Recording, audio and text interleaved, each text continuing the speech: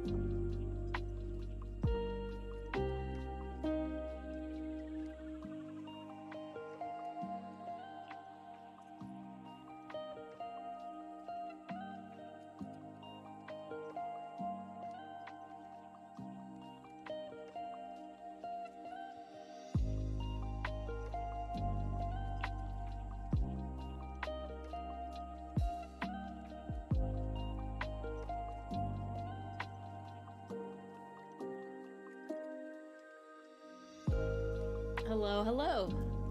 Hello, one and all. You Welcome, changed, and I didn't need to remind you. No, you didn't. I How can be fantastic. good, Ori. I can be on top of things. Are you on your headphones? I am. Why? Do they sound funny? There's a little like raspy noise coming through. Maybe rotate your aux cord. Better? Worse?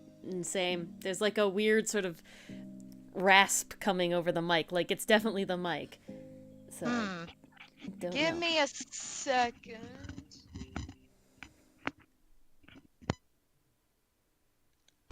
We shall see if Mars can do it. Can she fix it? Is this any better? No. Damn. It's still there, yeah. I don't know why. Oh. Still there? No. Damn it. No? No, it's good now. Okay. All I did was replug the cord. Yeah, it definitely sounded like an aux cord issue, you know. Probably so, was. This is what I get for not works out. splurging on the wireless. Trust me, I am still kicking myself. But yes, now it sounds good. Good now. Yay! So we love it when stuff works. Welcome everybody. It's been a while since we did one of these because we didn't do it last week. Right? Very good. Many it is. stories to share, I am sure. I mean, birthday cake. She did the equivalent of turning it off and back on again. So I basically did the tech equivalent of kicking it until it worked. Yeah. Yeah, right. Exactly. Give it a slap. Slapping it. Yep. Like exactly. Roy says, slap, slap. Bad headphones. I literally just edited slap, that slap. video. So that video comes out tomorrow, guys. The video where I slap Edgeworth 80 times. That video, not tomorrow. Please I'm sorry, Tuesday. tell me there's Tuesday. a slap count. There's not a slap count, but there's a lot of slap. It's not done yet, okay? It's not done yet. So we'll see what happens tomorrow. But, because there's honestly, I could make like 8 different counts for me in that. I say, please Edgeworth like 80 times. I say, shut up. Crazy in that one. So, Scarecrow, I don't think you were there. I'm pretty sure you came later in the Ace Attorney timeline, and you don't, we had one of the last official turnabout of, well, Hunter, you can watch all of the Ace Attorney things just behind on the YouTube, and you should, because they're really good, and they're edited down, so they're much faster to watch than the streams, most likely, and they have memes and weird art and stuff. But essentially, the very last turnabout of the official game, not the DLC, is called Turnabout Goodbyes, and it has Edgeworth as like the defendant, and he does some really stupid shit, and I, as me, and thus also as Phoenix, get very, very upset with him about the shit he's doing. And I say, Edgeworth, please, like a ton of times. I say, shut up a ton of times. I say, slap. He essentially confesses to a murder. Edgeworth just didn't know when to quit. Yeah, he essentially confesses to a murder. And we go out to have a recess, and immediately I go, slap, slap, slap, slap, slap, slap, because he's right there. I can very imagine Phoenix grabbing him by the lapels, literally. and Edgeworth's like, Shake oh, is it happening? Is it happening? And then it's just smack, smack, smack, smack. He counts as a machine. He's not perfect. He had a faulty memory, and thus we won. So it's good. Also, he was a child, and he didn't fire the gun, he just threw it, but technicalities. So if you want the rage, watch the video on Tuesday, okay? There's a lot of rage. There's a lot of annoyance out of me. I go on multiple rants in that video. Goodness gracious. It's a lot of editing, so appreciate it. On top of that, I am working on a sort of a single video compilation of each turnabout. Not the tutorial tournaments. Oh wow, just that's the first one. Well, so I'm almost done with the Tournament Sisters one. That was the art I showed you, Mars. And so it's just it's essentially out of context, right? There's not a lot of context, but I don't try to keep the story in it at all. It's just us making comments. Like it's none of us reading like the text, like not like for just reading the text reason. It's all of us just making quips and making jokes and being stupid. And it's just 15 minutes of that, just right after the other. So, how beautiful. That's the vibe I'm trying to get for all of them. So it will be difficult, of course, always to, Turnabout Sisters is one of the shorter cases compared to a lot of the other ones. But, nothing will ever be what Steel that Samurai. means is that it comes down, it gets distilled down multiple times into its purest chaos form. And so, it's if you don't feel like watching the whole thing and you just want to laugh at us or with us, or both, those will be the ones when they come out. both is good. But today we are playing a game. I don't know if anyone has heard of the game Exquisite Corpse So we were playing a weird version of that was inspired by Rage Paint Games, another Twitch YouTuber. Another Twitch streamer. That's the word I want. And No, you call it a YouTuber. Do you hello, call Jamie. it a Twitch? No, a Twitch streamer is usually how you do. They're streamers, but Like Twitch. Twitcher doesn't sound great. Well, so what essentially Exquisite Corpse is that you would draw a piece of a creature, and then you would hand it off to someone else, and they would draw the next piece of a creature, and it would go on and on like that until you make like a really weird creature. And so I thought a way to do that. Exactly, we get to do that here, but of course we're not handing it off. Instead, what I want you guys to do is we're going to go down a list in an order of like body, left arm, left leg, right leg, head, tail, wing, whatever. And the idea is for one person in chat each time to tell me a monster from D&D that they want me to use that limb, the corresponding limb for, right? So we'll start like this. The first one we want is the body, right? The torso. So someone in chat can give me a D&D monster that they would like to be the torso of this thing. An ogre? All right. Animals. All right, we got ogre it is. Ogre.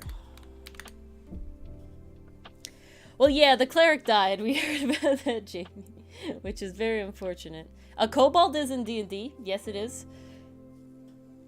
Okay.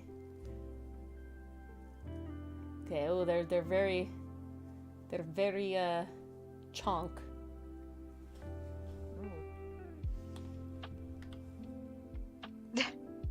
Here's the chunk. Well, so essentially what I'll do is I'm gonna draw the body, and then I'll ask chat again, and I'll try not to duplicate people until everybody who wants to play along has played along.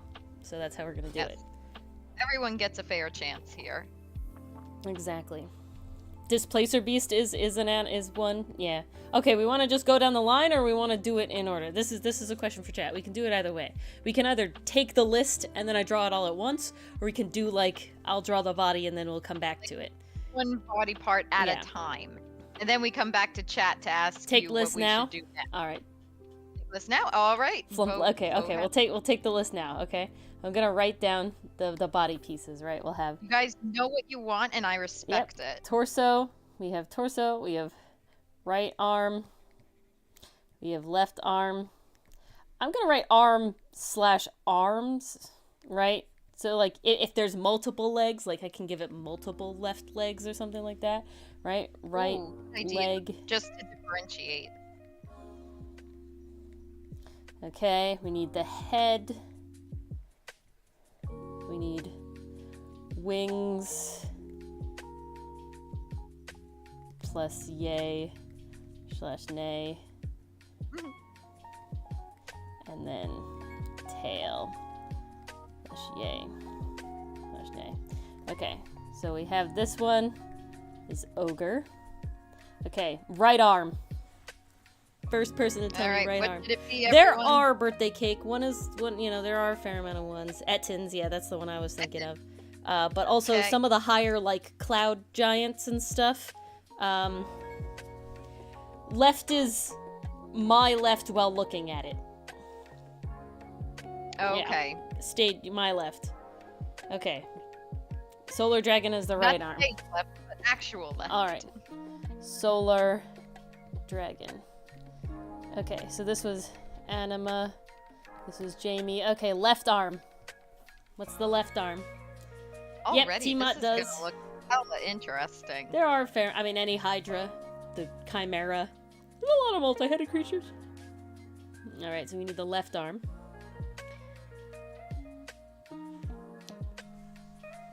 Otherwise, we can roll. I see everybody's. Either chat each has a very specific body part they want to be. Well, they might also be doing research. That is also seeing true. what looks cool. You gotta give them a chance. If you have a specific body part you would like something to be, you can also write that in chat. I will accept. Okay, which leg? Which leg, Scarecrow? Yeah. Left or right? Hunter says giant squid for the right arm. Ooh. That'll look interesting. I like that. Okay. Okay, yeah, right leg scarecrow. All right. Flumph. Okay, so this was Hunter. This was Scarecrow. All right. Left leg. Again, if you have a specific head, a specific wing, tail, let me know. But we're on left leg now. If you don't name a body part with it, I'm going to assume you mean left leg. That's what I'm going to say. So if you don't name something besides left leg, the next person that names a thing will be a left leg. Yeah, but Oscar, yeah, Kobold is one. There's a lot of 5e monsters. Displacer Beast was, that's another one. What else is there? There's a ton of stuff. Crazy tons of stuff. The other option, if you would like, is I would roll on my list. A very long list of things. Okay. Where So we have giant squid, dragon, ogre. We doing this from the ground up? Well, we need a left leg birthday cake. We need a head, wings if we want them, and tail if we want them. So, if you have any suggestions for any one of those, let me know. And we can do another one where it's like real life animals. That could be fun. Vary it up a little bit. We don't have to keep ourselves. Everything is better with wings, Jamie. I agree. Absolutely. Are you kidding? I definitely agree. That's just how wings work. I mean, do you have one, Mars? You're welcome to chime in. I'd have to pull up my list of monsters. It'll just be a moment. There's also skeletons. I feel like I've seen creatures made of bone before. I want to really go out there. Displace abuse is a cool one. You could also say things like gelatinous cube or like an ooze or like okay. This might be an interesting one. We'll let Mars go scarecrow and then an alligator tail. We can do alligator tail. There's alligators in D&D. Okay, I kind of wanted to save my one for the head. Is that okay? Yeah, you can be the head. Okay. Because I found a blink dog. Never fought one before. But boy, this thing looks kind of ferocious. It's creepy, yeah. All right. I like it. Okay, everyone who's piped up will pipe up. So if anybody has a second for a left leg and wings, I will take a second time now. You can double up now. That is true, Jamie, but it could be fun to have like an ooze tail. That could be interesting. You never know. Ooh. Flying sword leg. All right. As it wags its tail, ooze just gets flung everywhere. Flying sword and angel wings. All right, flying sword. Oh, yes. You guys are speaking my language. All right. This is how we're going. This is what we're doing. I'm sorry if my handwriting is difficult to read. It's honestly kind of hard writing on a drawing tablet, which is a very weird thing to say. That's what we got, Jamie. I'll make it work. I'll make it work. Guys, okay. This is Ori. She can make anything work. Don't give me that much credit, but I'll do my best. I've seen it. I've witnessed it. It's true. Best. Don't talk me up too much. No, not the evil Oscar. It is kind of like a pig. No. Okay, he's very rotund. I really have to look up a blink dog too, don't I? A blink dog.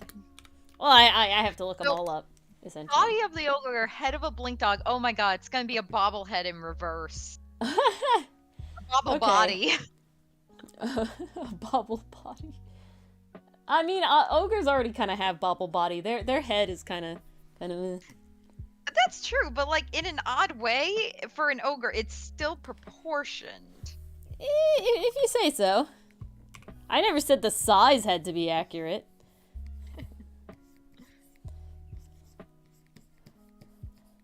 I will say. Oscar, Mike Wazowski is a hard case because his body was also his face. Yeah, it's like an all-in-one.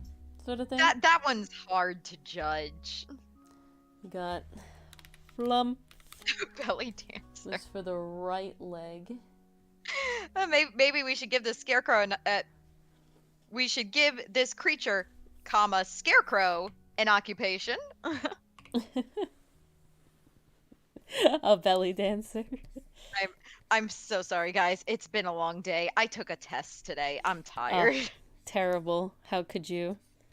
And on a Sunday too. You know what? I'm gonna have to assume that this thing actually kind of floats and doesn't walk, because like it's got flump legs which float and a flying sword leg which also floats. So like, you know, I'm just saying that seems like the logical answer. You did taxes today? I did taxes months ago. I did taxes months ago because I was like, I'm going to forget when taxes are due, so I need to do them now while I think about it. I need to do them now while I think about it. I guess, Oscar, it's kind of a balloon. Flying sword 5e. Yes, unfortunately we do our own taxes. The government knows what we owe, but they refuse to tell us. Yeah, they refuse to tell us. Yeah, that is also true, but I feel like flying and hovering are two different things, Jamie. So, you know, maybe that's just me. Okay. Here's a sword leg. It totally has some sort of sword leg kick attack. There's no doubt about that. I kind of have to get its folds, like, over the thing. They're very important. Kind of have these rolls. Well, you know, birthday cake, we can't judge based on appearances. It could be a guard for good. Talking to this guy? I don't know. He's kind of pretty mixed up. I feel like we gotta work out what his abilities are first, maybe, and then we can sort of judge on what what piece of society he would be a part of. Period of time 2 weeks in you mean fortnight, Oscar? Yeah, a fortnight. That's how we would say it.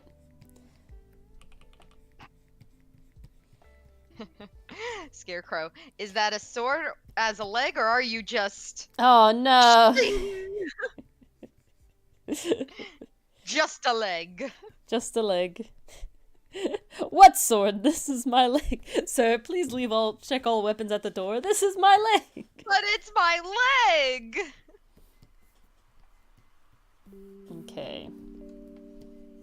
And then I have to get Blink Dog in here.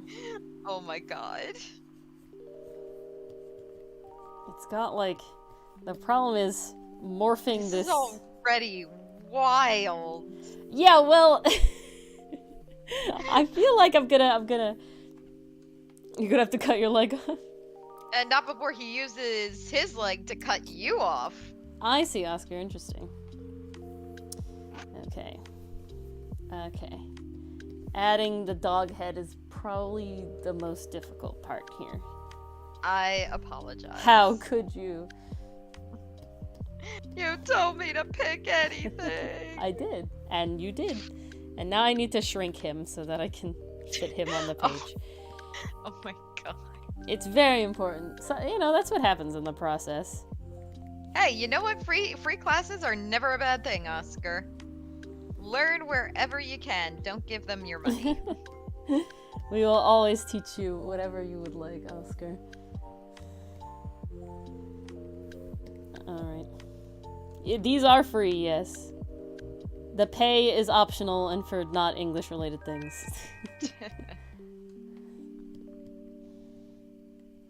Yeah, we hit 51 now on Webtoon. What was it, Spanish or regular? Well, we hit 29 on the Spanish version, and we hit 51 on the English version. Onward and upwards, guys. It is crazy. It's really wild, if I'm being honest. Every time I look and it's gone up, I'm like, oh my god, this can't I will be real. legit never get over it. I like literally like start, like I like jump every time I look at it. I'm like, what? Like, whoa! You need to do better. You gotta tell everybody, Scarecrow. You know, Scarecrow, I was wondering the same thing. I was like, is there something specific about our story that may appeal to a Spanish audience? Because it's increasing very quickly. Oscar just I think Oscar just gave us a really good translation. He made it just so good of a translation that they were like, damn, this comic must be good. They got an actual like Spanish translator there. They're not just throwing it into Google, Google Translate. Yeah.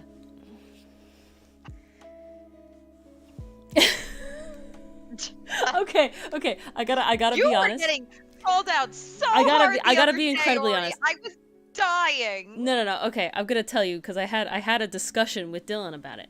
The one with Milano and Ferrex, like Ferrex is like, yeah, but I'm taller.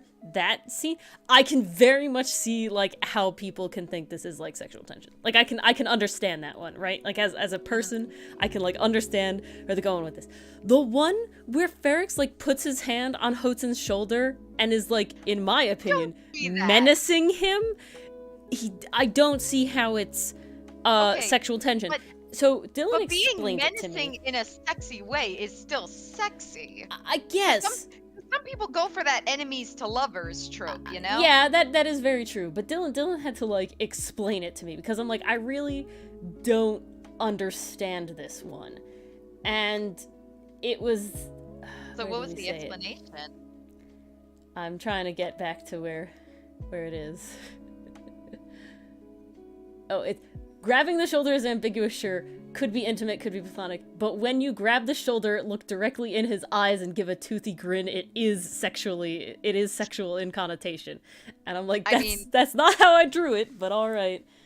To be fair, I think Wolfwood did that to Vash on multiple occasions, Jamie, and we all know how that turned out. Jamie, but Dylan showed his brother, and he also said that it was sexual. I have to say, I'm no doubt outnumbered by this. In this case. However, very out of all of the, like, there's sometimes when it's like I come back from a panel and I go, okay, someone's gonna like interpret this, right, in like a sexual way, or like, okay, the shippers are gonna go wild. Like, I can see that. It's more like not asexual, just like normal people, mostly Oscar. But then there's panels like that shoulder and then the mouth thing is right. It's just like, never even crossed my mind in any sort of way, right? That like in any sort of case, I didn't think about it at all. Sexual, like for me, that was just all right. If someone like wants to stretch it, I can see it. Okay, I'm glad we're in the same boat here, Mars. I feel better. No, I feel like okay, it's there, but you gotta squint sideways to see that one. Whereas with Milano and Ferrex, I'm like, yeah, they're staring deeply into each other's eyes. Like, this has birthed yet another ship. I totally very much can see the, Ferrex leading in and Milano, they're looking at each other in that, like, teasing way. I can very much see, like, okay, people ship it. But I can understand. The other one, I don't. Ori, we also have that insider knowledge to know that there's nothing going on between Hotun and Ferrex. If we didn't have that knowledge, would we still think the same? Good night, Hunter. Glad you could catch for a little bit. That was something interesting. Glad you could join. Mars, was the fact that I did indeed sort of have a moment where it's like, okay, like when I was thinking drawing the panel, right, I was thinking like, okay, like he grabs his shoulder and then it's Hotun like looking at Ferrex's mouth, and then like snarl, like not snarling, but like, oh god, sharp pointy teeth, this is like a concerning thing. And that was how like I planned it. So no matter how so that's obviously how I read it, right? And obviously there's multiple interpretations to everything. Like you're never gonna perfectly make sure everybody did it. But of course.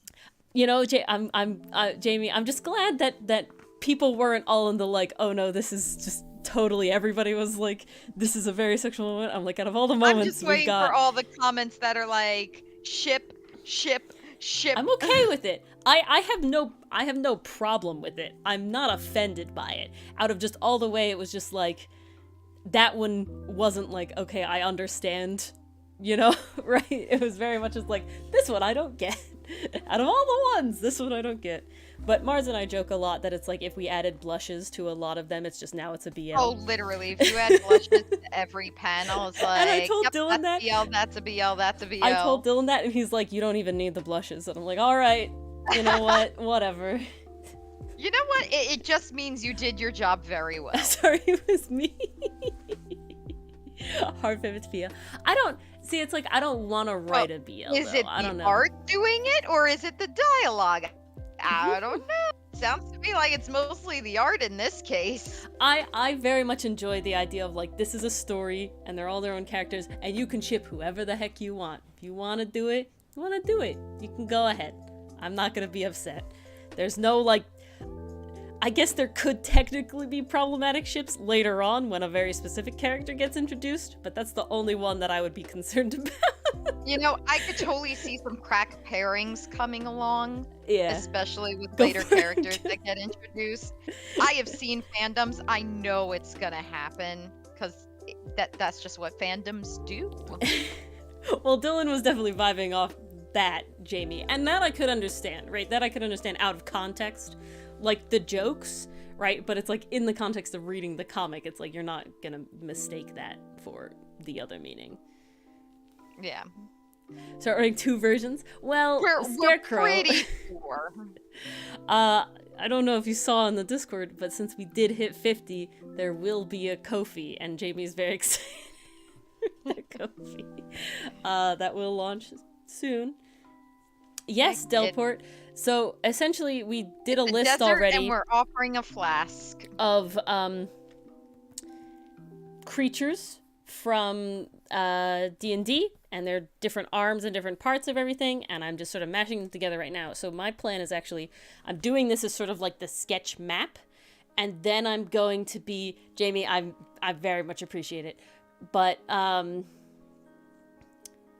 this is sort of like the map, I'm throwing it together, and I'm gonna like put it in an actual sort of like pose that isn't just this sort of stick straight weird thing, and try to make it a little more cohesive at the end, and we'll have a new monster. So that's what we're doing right now.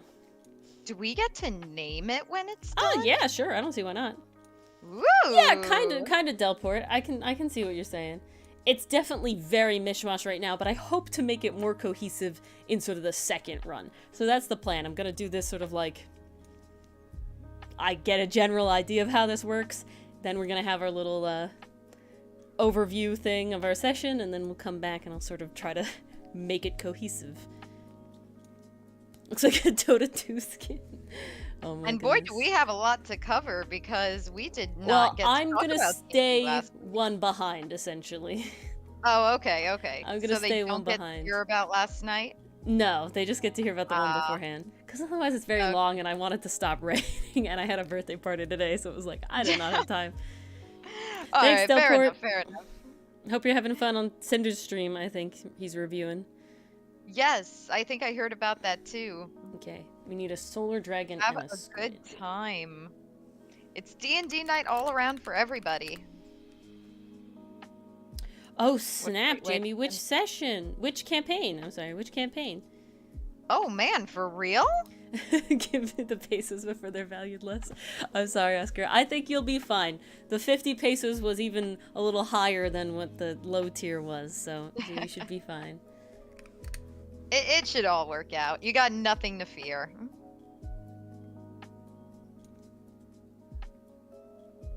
Nothing to fear Its at all. arm is like a wing.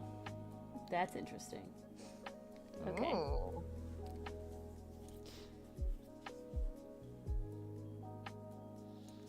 Boffasag? Okay, well, remember that, Scarecrow, because we will decide later. It'll be a vote and everything. Mm. Oh, snap. The Villeros campaign. Oh wow. Dang. It's all Jamie's fault. It's not all Jamie's fault. Jamie didn't eat all the tortillas. making them more just expensive. Okay, I'm sorry. I have to remember Solar Dragon is right arm, and we said it's my right, because that's how we did the flump legs. Yeah, good. Okay. Oh boy. It's got sort of one of these. And it's got sort of like a spiky elbow bit. And Gotta have I'm gonna have to shrink it again. This creature is too big. Yeah, it's a massive, beefy boy. You haven't even gotten to the wings yet. How much space is this guy Your gonna power take does up? grow, Jamie. You first you hit my computer. Now you're hitting the tortillas. What will you do next? You really have grown too powerful. We just don't know what to do anymore. That sounds pretty ingenious, Oscar. That's something that you should tell Dylan about.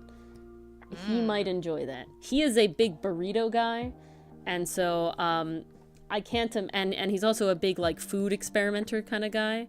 So I can't imagine that he would not, if he hasn't already, be excited to try literally anything in the other thing.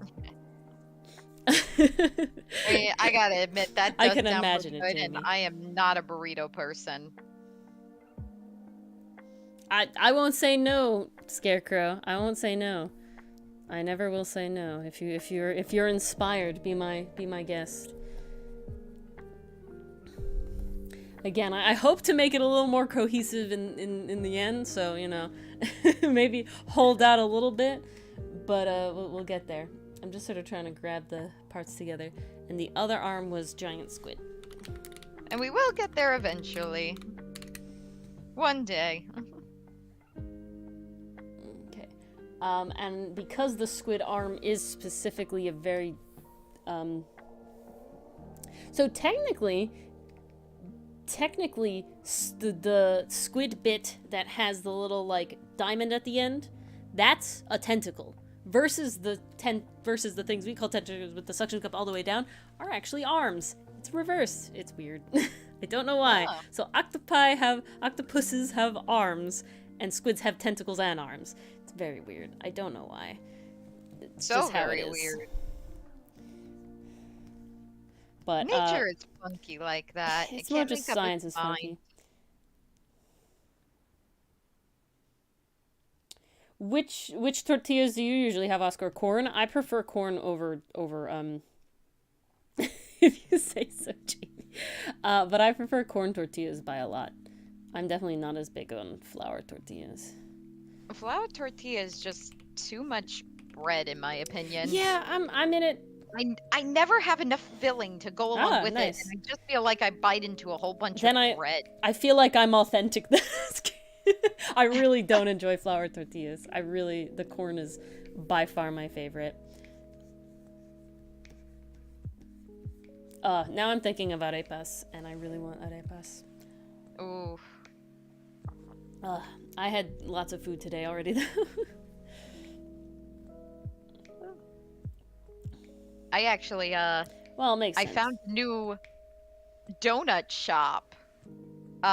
Definitely not in our area. It is a bit of a ways for you, from you.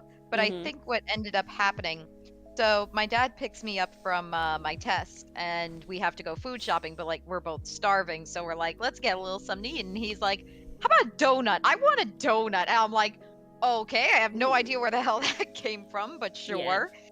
So he tries asking Siri on his phone, where's the nearest Dunkin' Donuts? And he must have said it wrong, or Siri didn't pick it up correctly, because it said to us, there is a Duck Donuts located in and I'm like, Duck Donut? You heard that too, right? So we were like, oh, it's 7 miles away, but shit, now we're curious. So, it sounds like you know of it, Ori. I think so. You're gonna make me look it up, but I think so. It's pretty damn good. They have fresh in-house donuts. And they make them, like, they'll put the toppings you want on them. Yeah. None of this pre-made stuff. There's actually like a bunch of them. It was a good find. We Yeah. didn't know about it There's at actually all. a few closer to us, but south. Oh, okay. Actually, maybe you Good, went I to can that get one. I don't know. good. I can get more lemon raspberry donuts. Close is subjective. Man, that But was delicious. then, where did you take your test at school? No, I Okay, took it further at a west. testing center. Yeah, we Yeah. were in. Okay, so you went to the further Where west were one. we? Yeah, we have one We were much closer to closer us. to the mall. Oh, okay, that's the one I'm looking at then. So that's east. Yeah, there's one even further east than that, and there's one out west where I used to work. Past your school by a lot, by like a whole nother half of the county. It's also Ohio blue Is corn. wild to my type of corn. I love sweet corn. I went to a sweet corn festival and they had sweet corn ice cream. Oh, the best. I mean, sweet corn festivals. I've never had sweet corn ice cream, but that sounds really interesting. It's pretty good. It's definitely like I'm more. You know what? I'm actually gonna do this in a different way. I'm more into it than like garlic ice cream or pickle ice cream. So it's because it actually tastes good, but it has like a weird tingle flavor, I guess. If I could say, doesn't it have that aftertaste? it's not an aftertaste. that It's pairs literally with it? like, you know the feeling of Pop Rocks? Oh, it's that? Turn that down to like you put a single Pop Rock in your mouth, and you get that sort of vibe at the end. I did, Oscar. We have lots of festivals because out east of where we live is a lot of farmland, and Pickle Festival, Garlic Festival's great. It is farm country. Awesome stuff. And but yeah, they like to make ice cream out of that as well for whatever god awful reason. I won't say that the pickle or the garlic ones ice creams were good, but I will say that I did try them because you kind of have to at that point, you know. I mean, that's the whole reason for going to a festival. Yes. Okay. This is our You base. go to eat. I have a lot very of shit that you probably shouldn't eat. distinct idea on how I'm going to do this afterwards. So this is our base. But we shall take this break to give... So it wasn't the session we just had yesterday. It was a session we had the week before that. And so we'll be always a week ahead because we very quickly will catch up because every once in a while we don't have a session, you know, so Yeah. it's actually better to have this little bit of a Just backlog. because occasionally we like to do other things. Or people somehow have lives. Yeah, Oscar, Yeah. if you can think of a Such a food weird concept. that we grow, we have a festival for it. We just like it. We just like to party outside as farmers, I guess. we really do. You know, the It's state not so fair. much partying. I think it was more about showing off who had the better crop and who was the That's more a big thing effective too. farmer. And how many different ways can It's you eat basically something? bragging rights. And I mean, how many different pie ways contests. can you ferment something? And how many different ways can you use it in other ways, right? So like the That's Sweet a Corn big Festival one. obviously has a corn maze, right? And there's like a corn eating contest, like off the cob. And you know, it's like if you can make corn do it, they'll do it. You know, there's making corn husk dolls, right? There's like all this sort of stuff. Potato Festival's pretty epic because God, you can make potatoes so many freaking ways. I don't know of a lettuce one, but Oil there's and like mash and stick peaches 'em in and a stew. strawberries and raspberries and apples and all those sort of things. Ugh. And the corn Stop ice talking cream's really food. good. You're making me hungry. I'm sorry. I'm actually very full because of the party. Okay. So many hors d'oeuvres. I'm full today. So for some reason my family was craving ice cream tonight, and we just did not have any ice cream in the house. But we Yeah, do exactly, have that's a whole bunch of Cool Whip for some reason, which is Okay. usually used as a topping. But on the package, it does say you can eat it like ice cream. So my dad Okay, just we'll stop. gave us bowls of Cool Whip with chocolate Oh my God. syrup on them. All right. We'll stop talking about food because now we have session 15 of The Enemies Within. All right. When we last left the party, they had just graciously spent the night in their dear friend Wallowiggy's shop, after spending much money. As they arose, ready to set out for the vampire's old tower to capture Trisangre, Casimir remembered something. "Do you have any chains?" Casimir asked Wallowiggy. And while finalizing his purchase, Casimir thought of one more thing. "How much is a levered crowbar?" 20 gold, Wallowiggy said firmly, definitely not wanting to budge on the price. "How much would it cost to make my crowbar a levered one?" Casimir really liked using his crowbar, and a levered one would certainly make his crowbarring even more effective. Wallowiggy thought for a moment. 15. Deal. Casimir slid over his precious crowbar. They had been through so much together. Breaking Mauio's chest, but not actually opening it. Prying open the prosecutor's bookcase before having nooses fall around his neck, choking him into the air. And many more feats that were done in Casimir's life before his undeath. Very quickly, too quickly perhaps, Wallowiggy came back with a levered crowbar. "That's not my crowbar," Casimir said flatly. Yes it is," Wallowiggy replied inscrutably. After a tense stare down and Casimir vehemently insisting that he wanted his crowbar, Wallowiggy conceded, giving Casimir back his crowbar and 15 gold. Leaving with just the chain, undead specific bombs, and Casimir's original unlevered crowbar, the party set off towards the tower. They climbed over the town wall, avoiding the zombie pileup at the front gate, and began to sneak across the main road when bzzz, bzzz, the skull phone vibrated.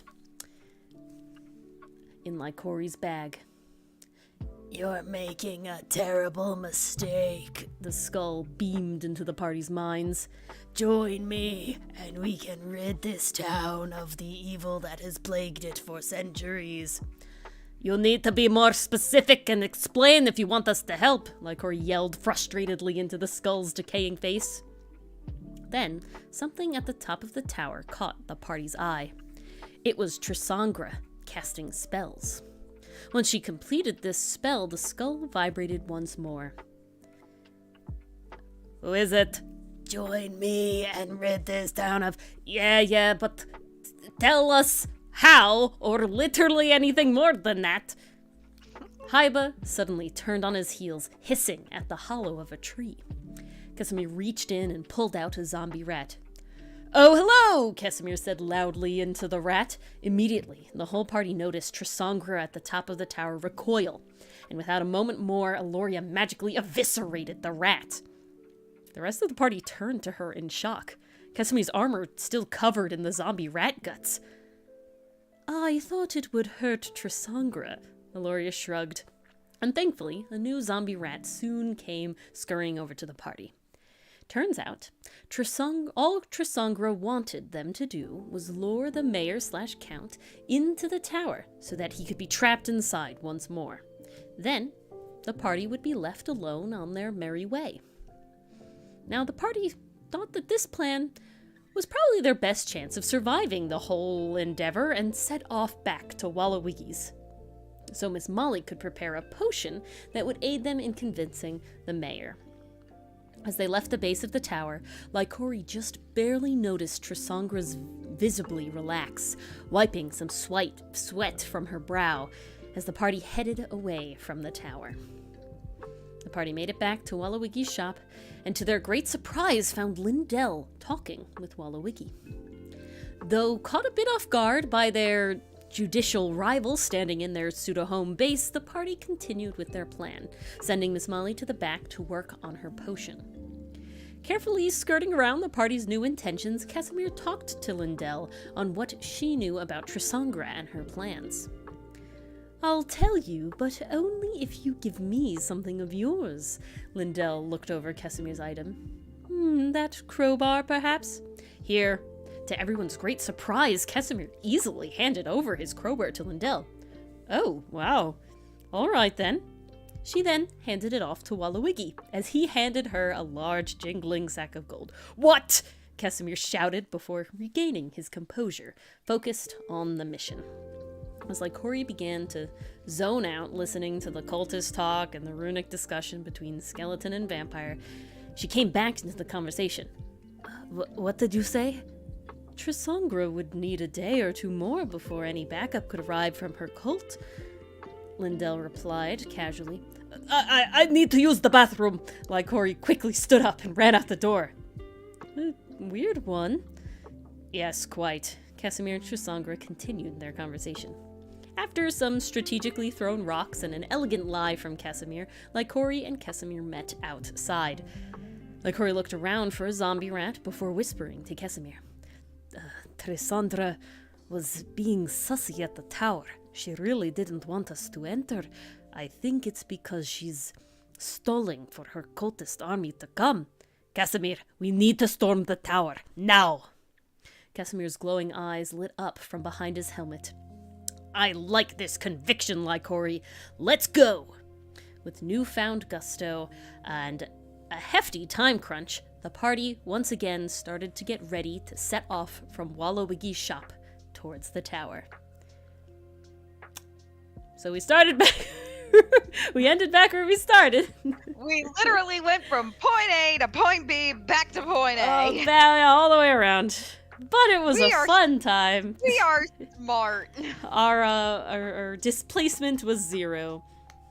Yeah, we, not our proudest moment. So, yeah. We didn't plan well for that one. Oh, no, we did plan well. But I think we were also just, like, overly cautious, maybe.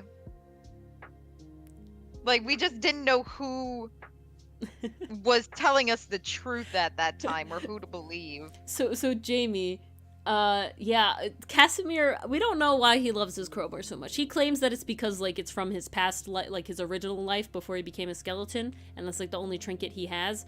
But, nobody else realized how important this crowbar was to Casimir until he literally flipped the fuck out on us about not getting his original crowbar back. And so we were like, okay, Jesus. And he was, like, really not happy about it. Damn, Jamie, your displacement is even more 0 at that point. Oh boy. Yeah, sometimes it's like that, and you have no choice but to accept it. That's just life sometimes.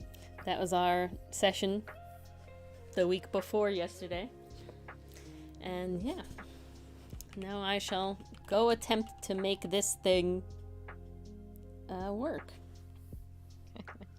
It was an entertaining time, for sure. That it was.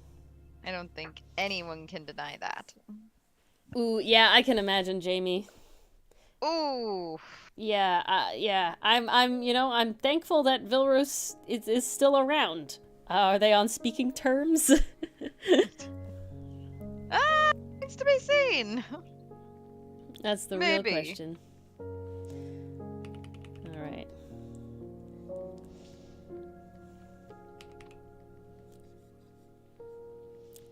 We have to get the snarl in here somehow. It's very important. The important snarl. Did your Harry Potter campaign ever start, Jamie? I know you had some players, but I think you were still waiting. Depends on who you ask. Oh, okay.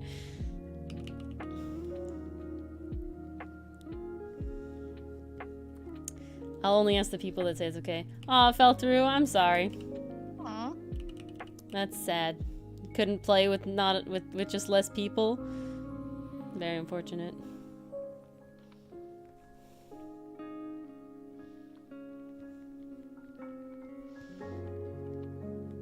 Okay. That's wild. Would you think it was the system, or?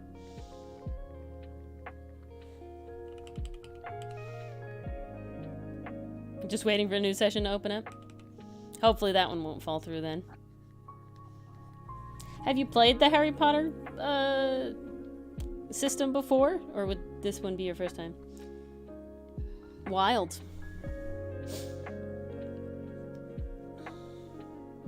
Okay, blink dog ears are kind of weird. They're like spindly.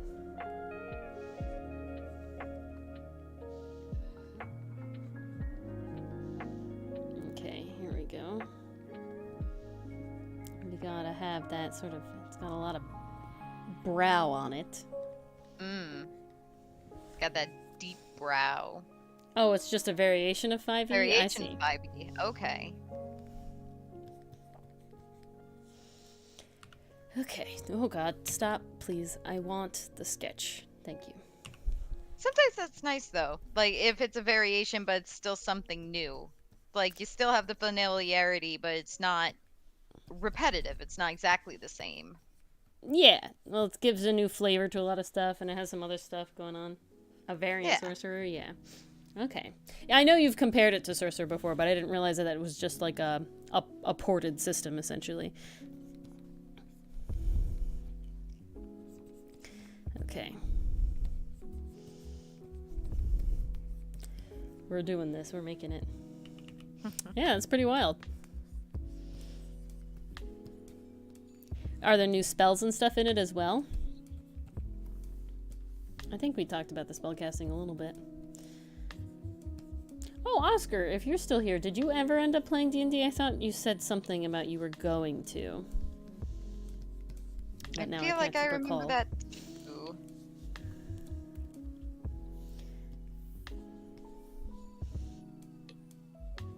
Yes, the book for it has its own spell list. Nice. Had the DM run Harry Potter campaigns before?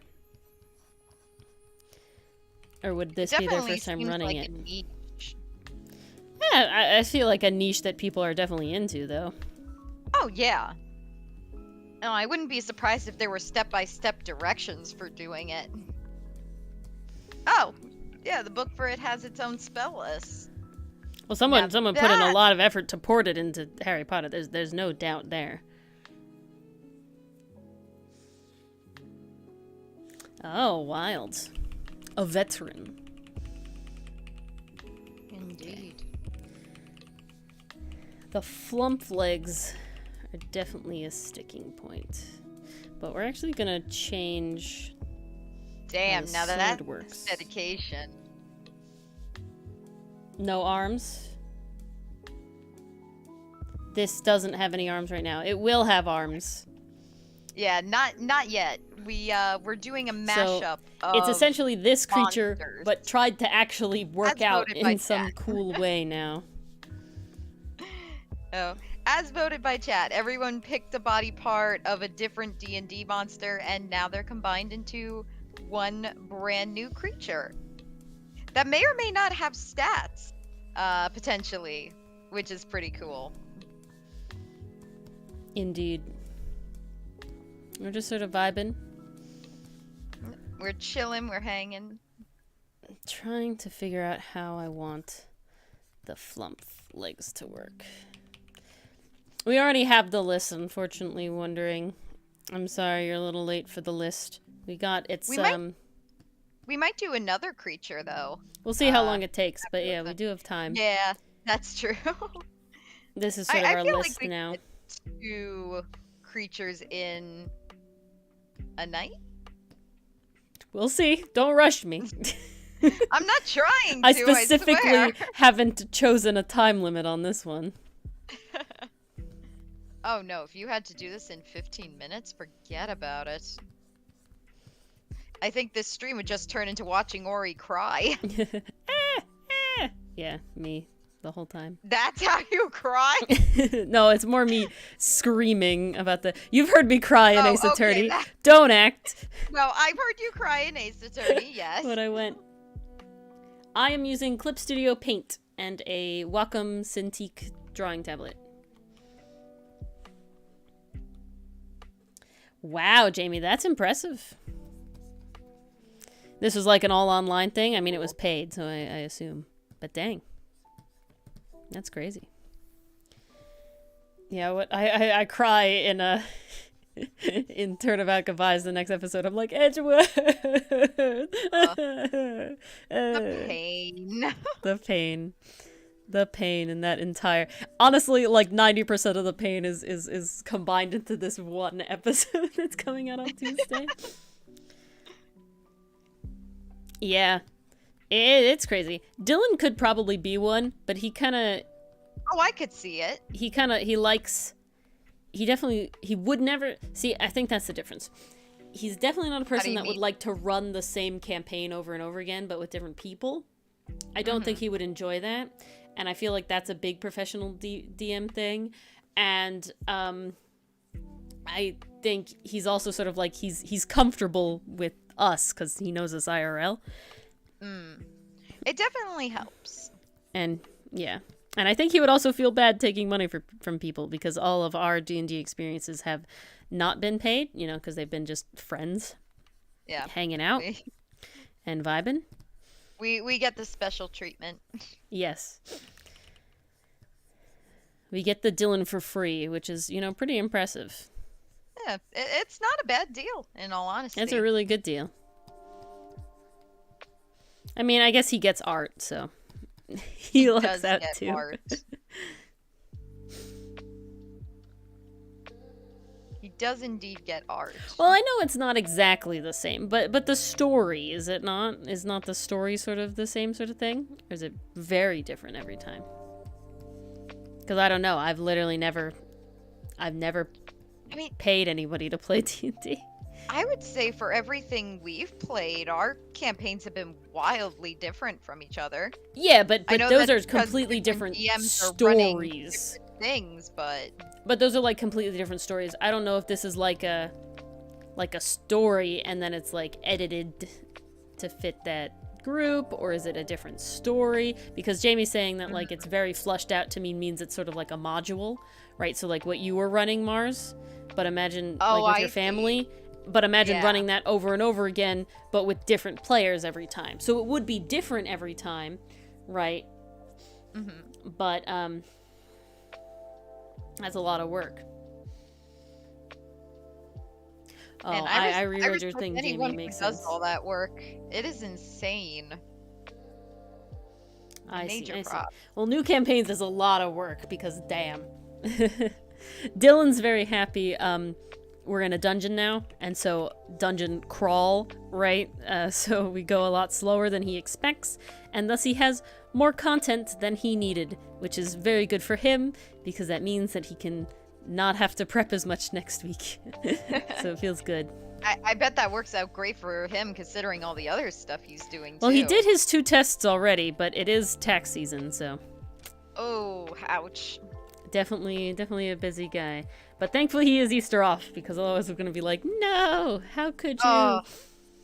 That would have been cruel if he didn't get Easter off. Well, he's invited to our Easter, so it was like, you better be off. You better come. Very important. This is a rule. Yes, wondering. Dylan and I did. Mars did not. I did not. I had some other friends who went to see it tonight. My dad and I are actually planning to go. I don't know if it's this week or next week, but it is for sure on our list. We also have to see the new Mario movie for my brother. So yes, sadly, we have a long line of movies to see. It's gonna be a while before I get to see the Mario movie, just because I'm. Oh no! Well, it's like it's Easter next week, and then I guess I could see it. We something with the 16th. We want to see Renfield. Oh, okay. And that might be a group thing, Mars, with you and Fuel King. Oh, hey, I'm not gonna say no to that. Yeah, we have to see if it works out. But that's like, and then I'm away for the next 2 Sundays after that. So it's kind of like, ooh, 2 whole Sundays. What are we gonna do? It's 10 days. It's 10 days. Holy crap! Yeah, it'll be fun though. I'm gonna be taking finals during that time. So it works out. Look at that. Ooh, did not did see you the Easter egg. The Easter egg in the movie? Apparently there was an Easter egg. I will have to say that I don't know. Oh, well, guess you gotta buy another ticket and go back. Yeah, that's not happening. It wasn't that good. It was fun. Wait, what? Again, 7 out of 10 is good, but it's not like, oh my god, you know? Sorry. You drew one of the Bard characters. I thought you were in love with this movie. Mars, he's a bard. You really gonna think that I'm gonna pass up Chris Pine, who is my favorite character in the movie version they came out of Into the Woods, okay, because it's great. And I'm not going to draw his bard version, please. Yeah, thank you, Jamie. Jamie knows what's up. He was a bard. Yeah. I saw the movie. The only reason I saw the movie was because Chris Pine was the main character bard. And it was good. He was good. I did enjoy it, right?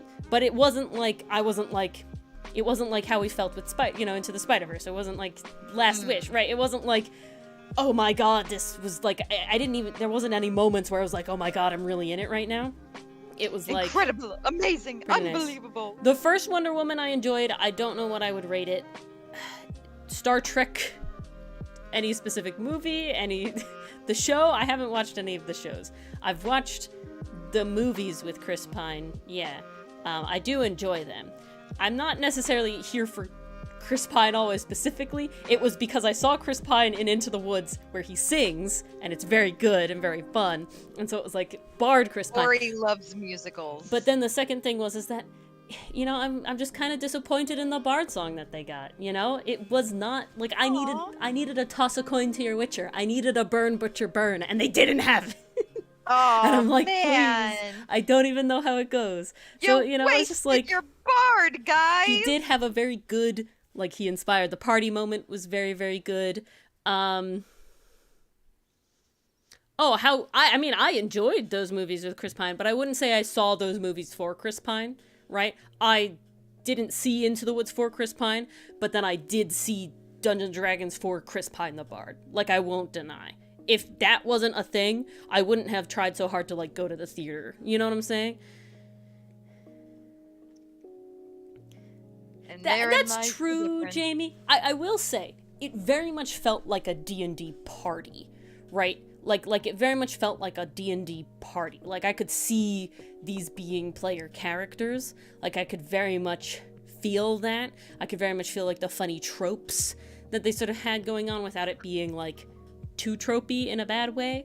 So would you say, a Critical Role experience? No, definitely not. Vox Machina is way, way, way better. By a lot. Okay. By a lot. But duly noted. But there's I don't think that necessarily Vox Machina, the show, is told as, trying to make it's D&D, right? It's more a D&D, a good D&D campaign that got turned into a story, right? Does that make sense? Same, sort of how, Balance worked with, with the Adventure Zone. Balance is a story, right? It's not, it's kind of moved away from D&D in that case. They told it as a story. Yeah, exactly, Jamie. So I'm not I say I would recommend the movie. I would say if you enjoy D&D, see the movie. And obviously it has great reviews. People really do love it. It definitely had its funny moments. I was laughing, Dylan was laughing. It was definitely good moments. There's definitely good characters, but it wasn't epic. You know what I'm trying to say? I wasn't buzzing coming out of the theater or anything like that. I wasn't I need to talk about this and I need to chill, and I need to go about this, right? It was good, It wasn't amazing. I'm not trying to bash on it. That's all you need a movie to be, though. Yeah, again, it's a fine movie. I have no qualms with it. The D&D cartoon, I think, is that the one that came out in the 80s with the kids getting I don't know about it. transported into the D&D world? I forget if it was by a book or by a TV. Oh, yeah, I don't know that. That is very true, Jamie. I would say, definitely see it.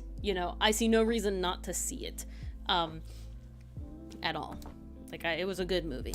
7 out of 10, that's above average, right? 5 is average, so, it's good. Yeah. It's definitely a good movie. But it's definitely, Dylan and I agreed, the word is formulaic, right? There wasn't any, oh, yeah, moments. It was just yeah, I expected that, but not in a bad way, right? Not in not like really moment. Oh my god, this trope is so predictable. And I was welling up at the end, but I'm a very easy well upper, so there's no doubt about that. But it was like it was predictable what they did in the moment that I was welling up, but I wasn't welling up because of like it was sad. I was welling up because friendship and epic. Another thing Dylan mentioned, and this I'm gonna try not to like really spoil. I don't think I'll really spoil. Out of all of the fights, there's only the one fight at the end is the only fight where they like synergize as an actual party. And Dylan and I both agreed we wish we saw more of that. Because it was epic. When they did it, they have this one big moment at the end where they are fighting the whole party together. It is epic as hell, and it's really, really good.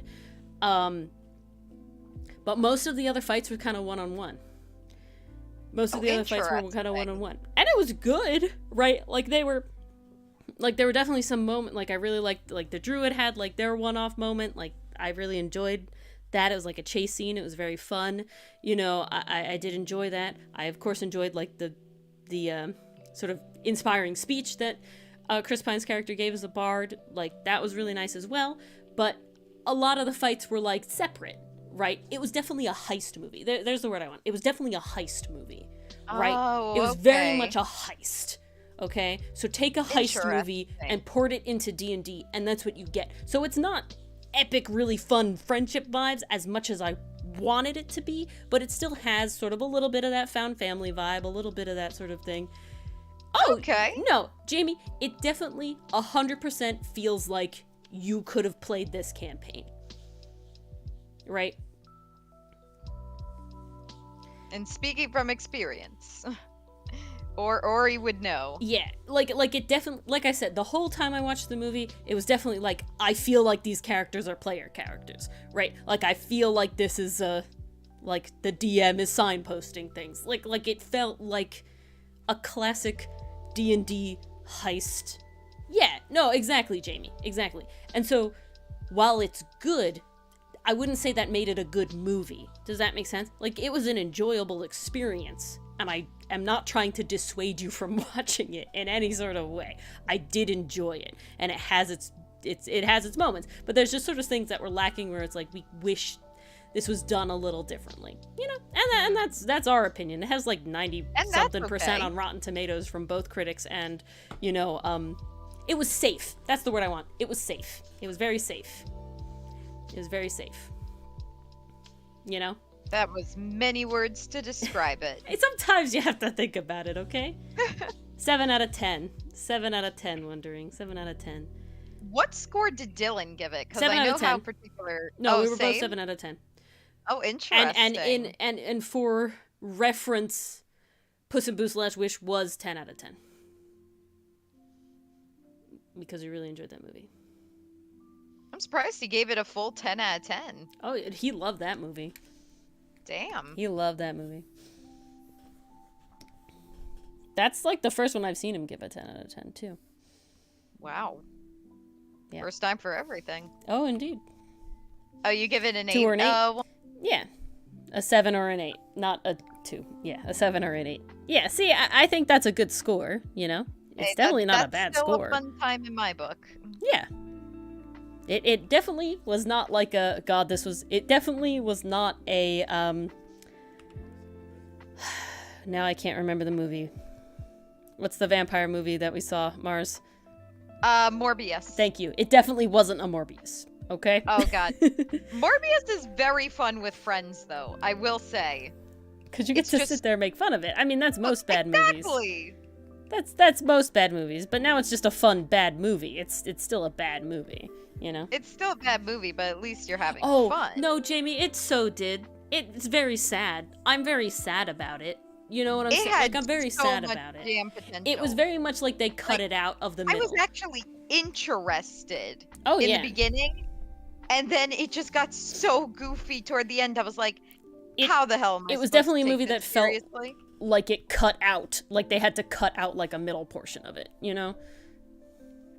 Yeah, I know. I can wondering. Understand that I've seen a lot of like Twitter people that whether or not they're just trying to farm Twitter exposure or whatever, but that say, I saw the movie and I hated it, and then they say, why is the reason? And it's because, based on the game by Hasbro, and it's like, that's what they're pissed about? Like, I don't know. They're like, I thought Gygax made it, or I thought, the other guy made it, and it was like, yes, but, and, like, I don't think they say that the Marvel is, like, based on the thing by Stan Lee. Like, I don't know.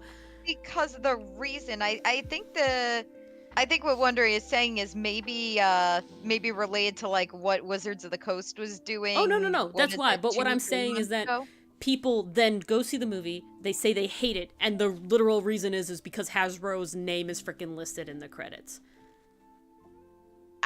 That can't be helped. They own it. This is what I'm saying. That can't be helped at all. I don't think... Oh, are we talking about Morbius, Jamie? The end was fumbled very hard. Yeah, in Morbius, the end was fumbled very hard. There was, it was definitely, like, half of the movie had to get cut out, and it was sad, because it was suddenly like, okay, here's the end, and it's like, why is this a resolution? This makes no sense. I don't understand. The also got so much worse toward the end of that movie. It went downhill really fast. I almost thought a different director took over. Yeah, really, it was weird. weird. It really felt like two separate movies. But yeah, we do play Pathfinder now, Wondering. Yes. And we are enjoying it. Oh, I'm loving it. Halo 5 campaign. Oh my goodness. I wish I could understand that reference. The fumble. Ah, I see. At least that's my understanding. See, I played up to Halo 2 with a friend, and even then it was mostly co-op mode, and I was mostly hiding in the water. So my character wouldn't get killed. It's a vibe.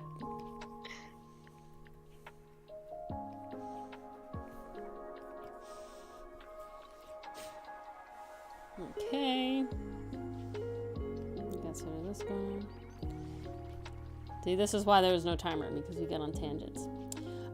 It definitely, I think, Wondering that once you know how to play 5e, moving to Pathfinder is actually pretty easy. I think starting with it as your first system would be a little difficult, because there's a lot more things going on, but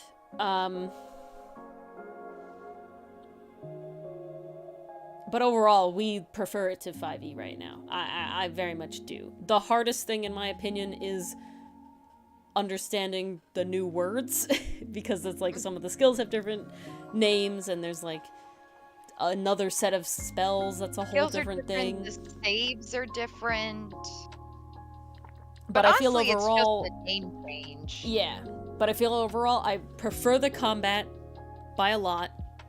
I prefer the customizability of the classes and the races and the everything. Oh no, he is stabbed. that is what I wanted. He is stabbed. So good.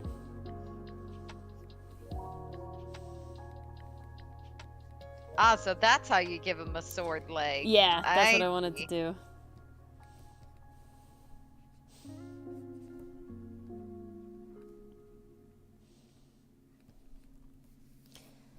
He's just, he's just powering through it.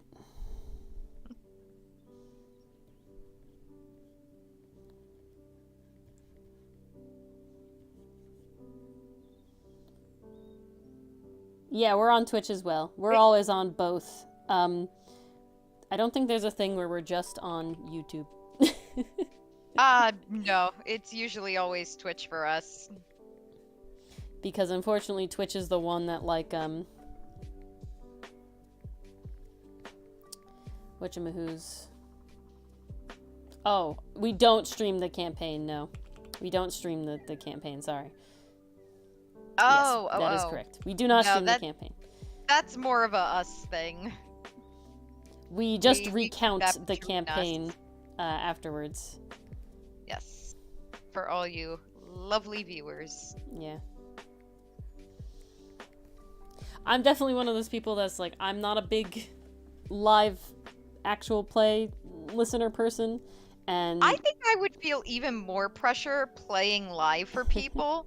Like and yeah, Dylan would feel the same I, DMing. I already feel pressure, and I use the word pressure lightly. Like just when playing with you guys, because like I want to make the best decision in combat. Oh God, he said I have 10 seconds to choose. Ah! Yeah. It's like if I had people watching that disaster, no, I would not survive.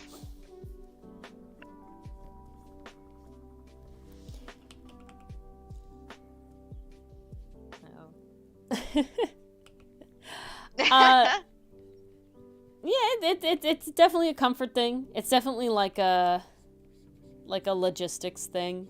You know, not everybody has good mics. Not everybody has and everyone good would connection. have to be comfortable with the Yeah, idea. everybody would have to be comfortable with the idea. Let's see. There's another reason that I have now forgotten, but yeah, making like the overlays and making like, you know, I know you don't have to do that, but it's like, you know, I feel like why Ori would want why to. You yeah. see how ham she goes on our character outfits. That is very true. It is easier when you play online already, but it's more just like a one of our players definitely doesn't have a great sound setup at all. We constantly have to ask him to say stuff again, and I don't know. I just feel that's annoying already, and I don't know. I am not a person that watches them, right? So for me, and I don't think any of us are. Do you watch any actual plays? Not really. Yeah. I would much rather listen as a podcast and then Where they're edited, do though. Where they're something edited else on down. the side. Definitely where they're edited down. Like for Exactly. as much as I love Vox Machina, you can't do could not pay me to watch Critical Role. I'm sorry. They're wonderful and I'm sure the story is great, but I can't watch people sitting at a table just playing the game. Finished with Dice Legends on Twitch. I'm not sure what you're trying to say, wondering. My apologies. Oh, is Dice Legends another group like I think they're a Critical streamer Role or on Twitch, Adventure yeah. Zone? Okay. I think that's what Yeah, it we is. have a guy in our chat usually, PCM. I know. Yeah, PCM streams it. I know Cinder did for a little bit. Is there a campaign running tonight? Yeah, actually? they're playing tonight. Okay, that's what I thought. I know that, like, I know a bunch of people that do the actual play, but it's one of those things where it's like... Jamie.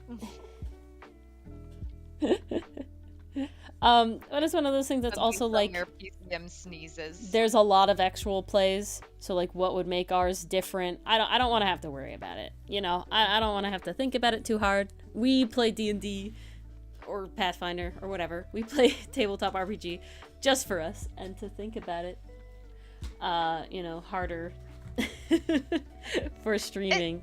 It's our way to unwind from the week. Jamie, you gotta make sure you tell them that yourself, though. You know, that's the fun of it. We talked about this. But, you know, yeah, it's definitely like it's a very low stakes thing. So we don't want to make it higher stakes. I don't want to make it higher stakes. I mean, it's already pretty high stakes. We did just find I was so stressed. I was so stressed yesterday's session. Holy crap. I was very silent during a long portion of that because I'm just sitting here like... Okay, the freaking battle we were in, guys. Yeah, bad. It was going bad for us. Rough. We were struggling yesterday, and there were so many times when we thought that this is it, we're going down. We're going down, and we're yelling timber. Yeah. All I know is that I might debate investing in an actual shield. We'll see. Could be worth it. Yeah, that is true, Jamie. I will. Oh, interesting wondering. Yeah, I think a lot of people do more than just their session, you know. But you still have to make the session like, why would you watch, you know, Why would you go out of your way to like watch someone's campaign? And you know, and it's usually like they have nice assets and they have nice all this other stuff, and you know, maybe that's not you guys. Yeah, but see that too. I don't want to have to ask for audience input. No offense to anybody else. This is my character. Mars is her character. Dylan is their DM. I don't want anybody input.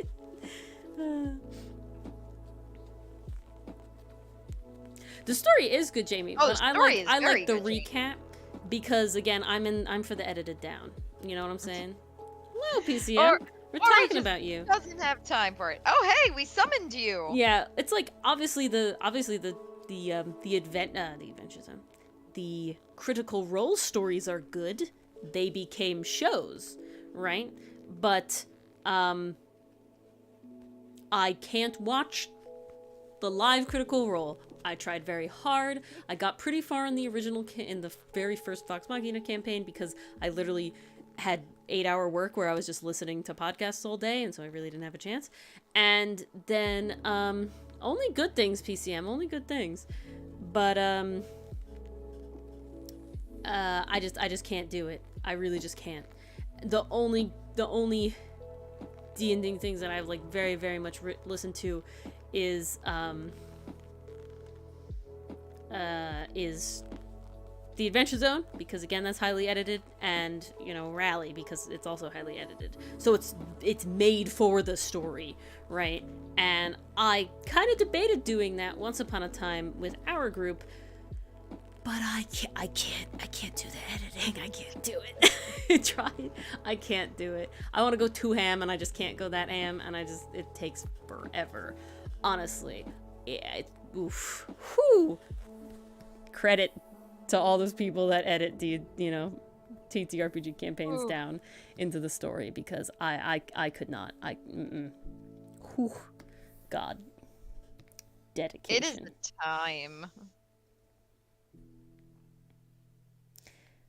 Mini paintings of characters. I see. You have a dream.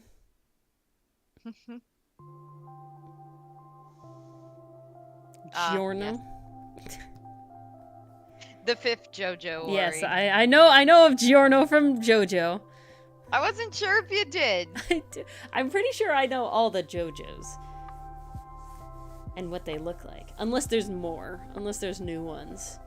Because there's Giorno, there's Jolene, Giorno, and then there's Jolene, and there's then like the sailor one. Series, there's the sailor one. I think that's Johnny. I don't know who the heck comes after that, because then it starts going into alternate universes and realities, and I think there's like Joe Dio or something. It gets really there was weird. one more after Johnny, and that's it. And that's where my knowledge ends.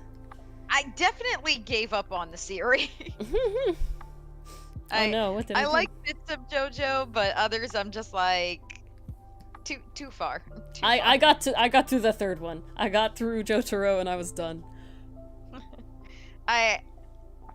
Giorno was worth it.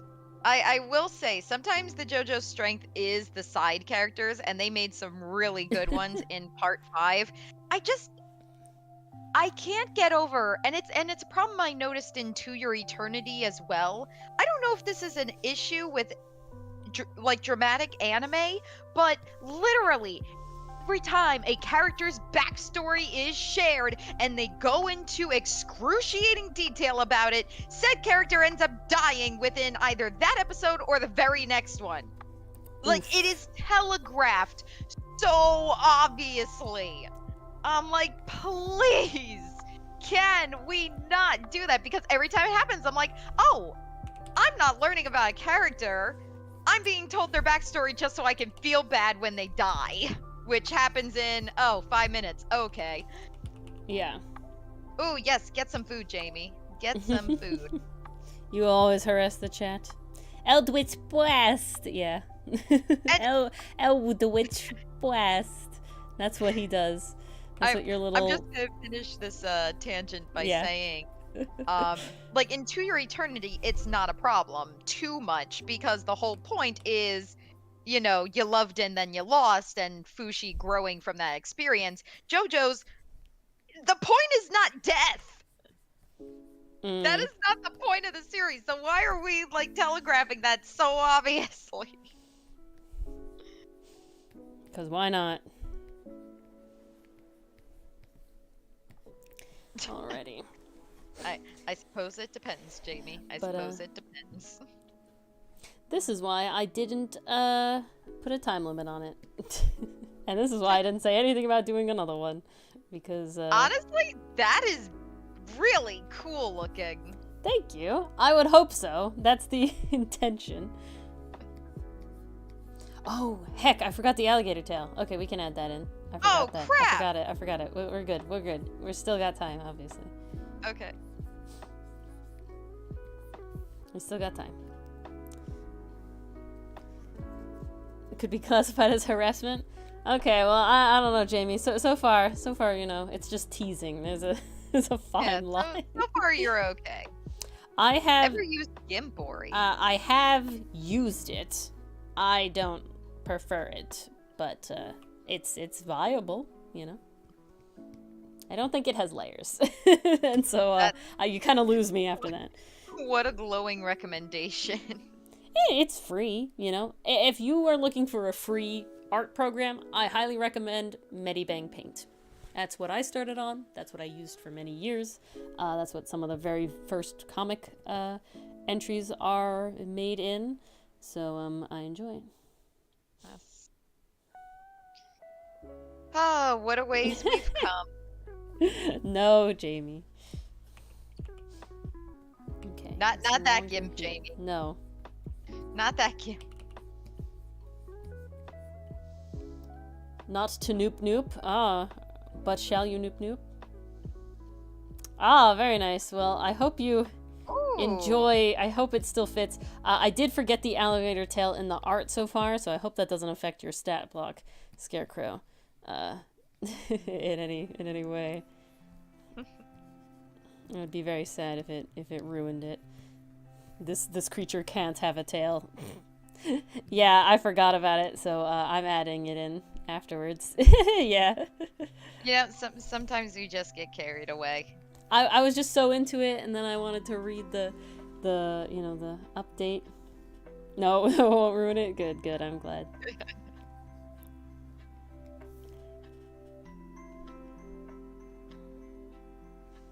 Okay. I think I like this so far. We do have to give a name. All right. Now that we sort of see what it looks like, guys, give your names in the chat. Scarecrow, I hope you remember yours. And then we shall vote on them. And Mars and I do get votes. Yes.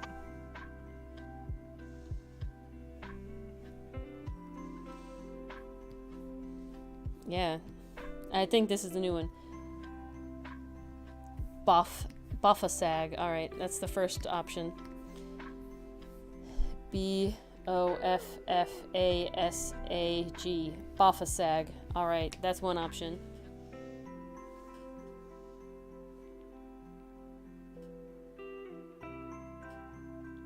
I see.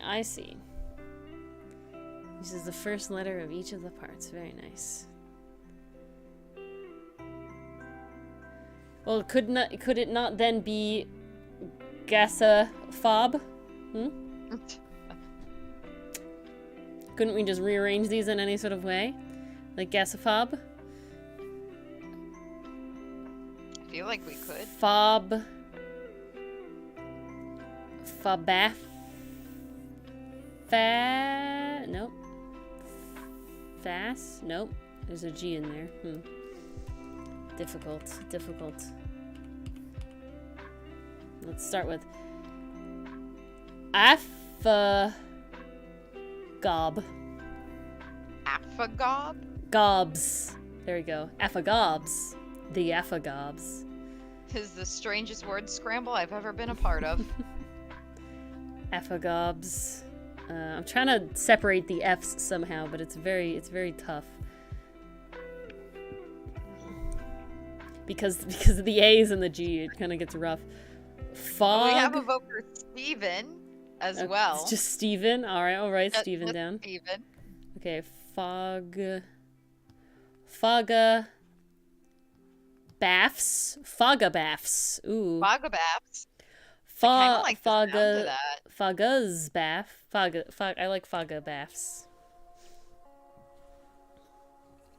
It's made of a whole universe of creatures. Steven universe. Beautiful. Alright. I would Any say other that's fitting.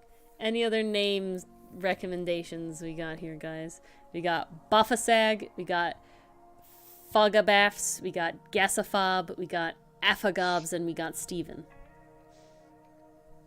Octowolf. Alright. We got Octowolf. Wolf. Fogoblaz. Fogoblaz. Alright. Yep. Oscar's is Fogoblaz. Blaz. Fogoblaz. Alright. Any other options? Any other options here? Any other recommendations? Let's see. Okay, and now I have to add the last... Oops. The last two things has to be the tail. Okay, well, Oscar, you gotta decide then. Do you want Fogoblaz or do you want Flobzorg? Oh, that's a tough decision. We know it. It's a tough decision.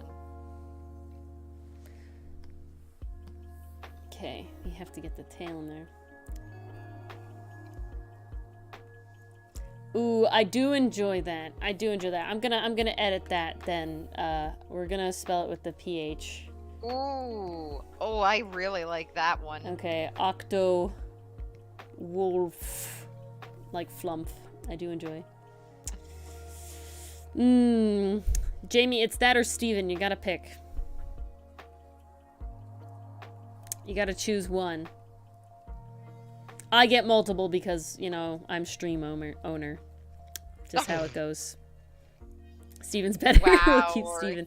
Mars, don't act like you know it's not true. Make me pronounce it? Okay, we'll do it.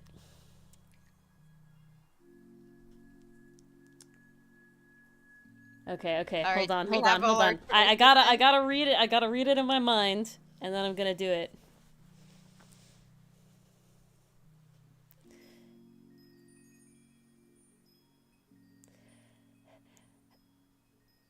As Theogazdic. There you go. Gesundheit. I did it. I was trying to do it to the I'm tune of not sure what you did, but supercalifragilisticexpialidocious. congratulations. As the Theogazdic.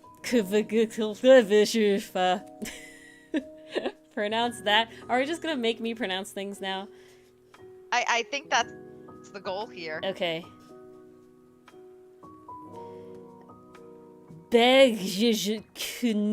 Oh wait, hold on. Back it up. One more time. Bejiknovi. Yeah, that's what I was gonna. Bejiknovi Dickurf.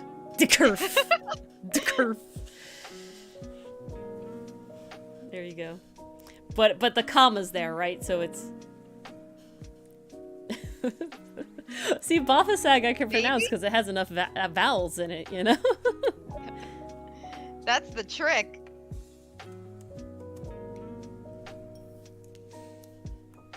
That's the ticket. We've survived the keyboard smashings. Alright. Alright, I think we got some good names. Okay. Let's So these are the votes, right? You get to vote either on Octowolf, Fogoblaz, Bogabafs, Boffasag, Steven, Gasafob, and Affagobs. One of these things is not like the other. One of these things is very different. So which vote? You gotta vote on one of these names. We let the names marinate? Alright. Decide. Choose. Okay. These are the options. Think I about gotta it. be honest, I like Fogabafs. Fogabafs? Fogabafs is good. Yeah. Alright, I'll mark you down for Fogabafs. It's got a vibe for One me. for Fogabafs from Mars. Alright. Boffasag from Scarecrow here.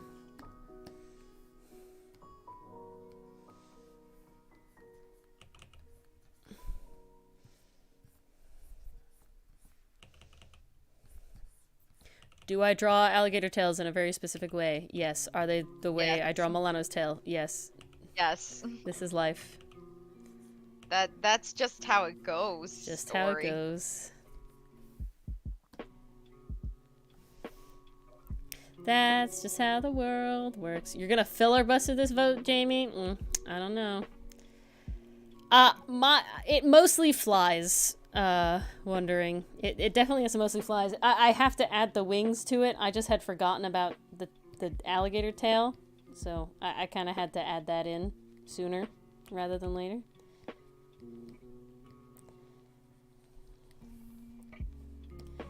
Because it was kind of an important detail I didn't want to doubly forget. Incredibly important. I would say it like kind of mostly floats. And it can fly a little bit.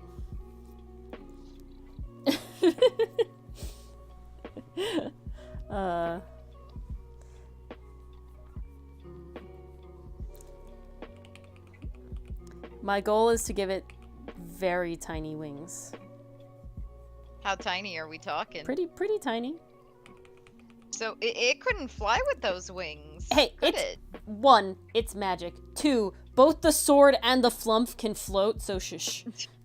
Okay. Oh, okay. So Jamie votes Steven Universe. No, Jamie votes to filibuster and not vote. Oh. And just prolong the vote. Oh, I see. I misinterpreted.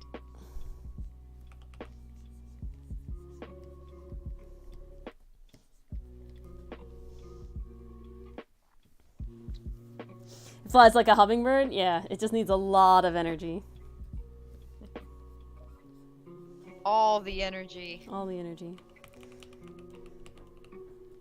I don't know, I just felt this like big hulking creature just needed these tiny little baby wings.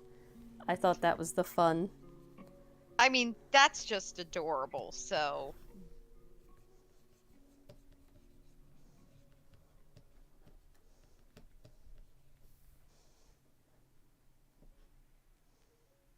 Okay, I gotta fix the orientation though, so we gotta try again. It's the head that flies? Yeah, there you go. It can fly in 8 different ways. It's just however you wanna say so. Hey, whatever gets them off the ground. Yep. It's the bumblebee of D&D monsters. It really is. I mean, They didn't realistically, think... it should not be able to fly.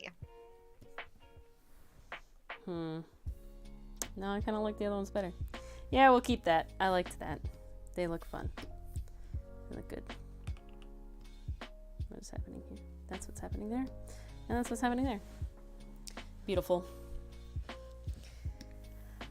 Alright. Now we'll get to line it.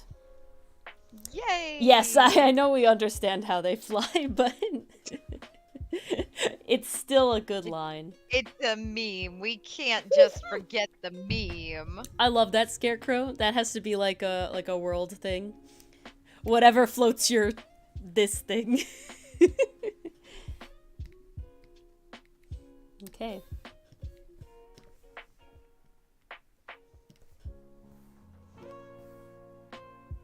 And you know, it's not purple for any specific reasons. Hey, sometimes that's just a nice color. I am a person that sketches in color. If you haven't noticed that about me already, I don't know where you've been. Or you might be colorblind, and for that, you know, not your fault. But if you're not colorblind and you haven't realized that I sketch in color, then again, I don't know where you've been. Because dang, Foony Jock. I don't know. There's only 2 votes. If we don't vote for one of these, I'm gonna essentially, you know, I think bring it down. Rory would have the deciding vote. I would. I didn't want to have the we gotta Is vote. that what you guys want? You want me to have full control over what this monster's named? That's what you want? Really, guys? This magnificent creature. I mean, okay. You're allowed. You can choose to have me choose. I choose Octowolf. to choose. Alright, we got one for Octowolf. Yeah, we need Wondering to vote. And if Oscar's here, PCM is here, they can vote as well. Yes. Everyone gets a chance to vote.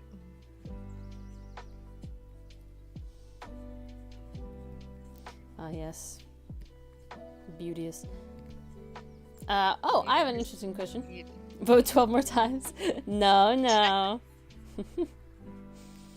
But I have an interesting question for everyone. Would anybody be interested in like an art night? Like, essentially it's like some prompts and some, like a color palette, and then you just sort of draw, and I would draw 2, and I would make Mars draw 2, and we would see what happens. And you just sort of have fun with prompts and stuff. Yeah, Oscar, which name do you vote for? Octowolf, Fogabafs, Fogoblaz, Bafasag, Gasophob, or Affagobs, or Steven? Those They're are all your such options. wonderful names. We understand if it's hard to pick. It might be hard, but you need to choose.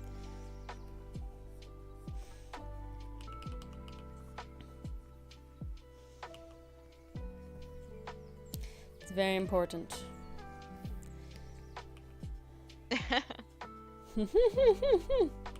Well, it can't be any worse than my attempts at art, so.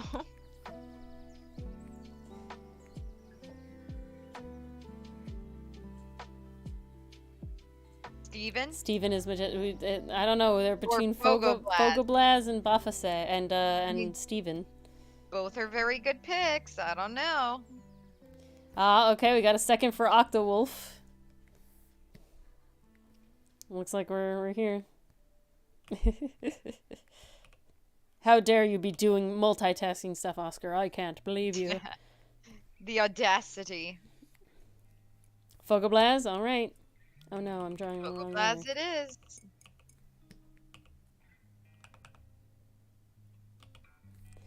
I was drawing on the wrong layer. We got 2 for Octowolf, we got 1 for Fogoblaz. Probably gonna be it. Octowolf. I think Fogoblaz might take it.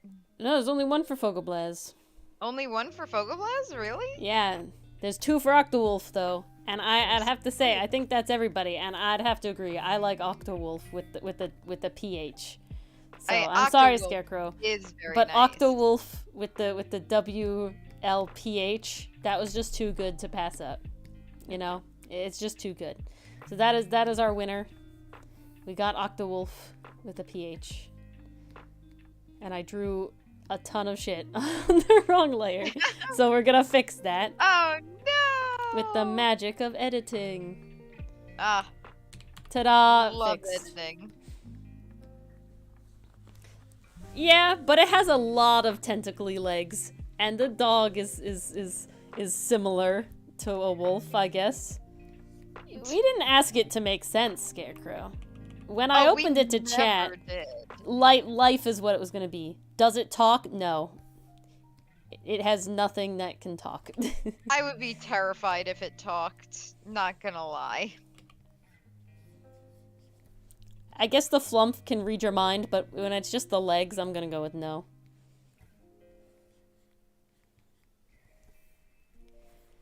Doesn't need to talk is Fogoblaz. We did it with an O, but I kind of like it with a U. Do the U. The U just makes it very Oof, I like it with the U. The U is the good part. Doesn't it just fit it perfectly? I like it. I like the U. It expresses itself with brutality. It's definitely a creature to be reckoned with. This gives me like you know, final boss in a dungeon vibes. Yeah, I will say this. I would not want to run into this thing in the dark.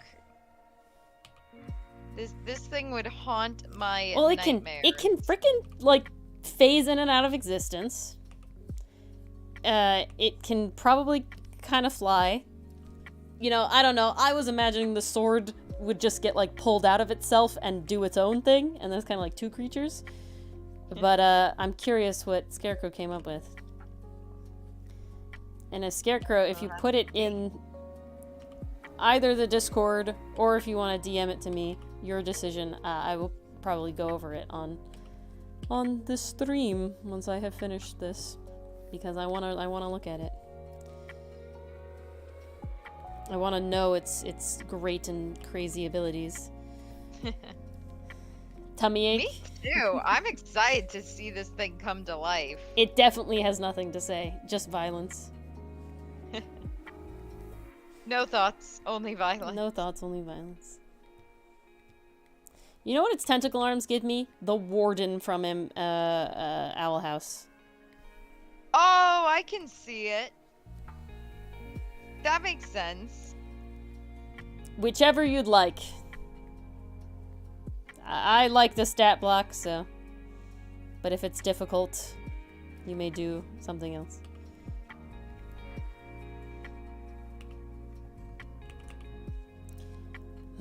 I think it's a dungeon thing. I think this is like an evil wizard made it, you know, or some like, you know, god made it.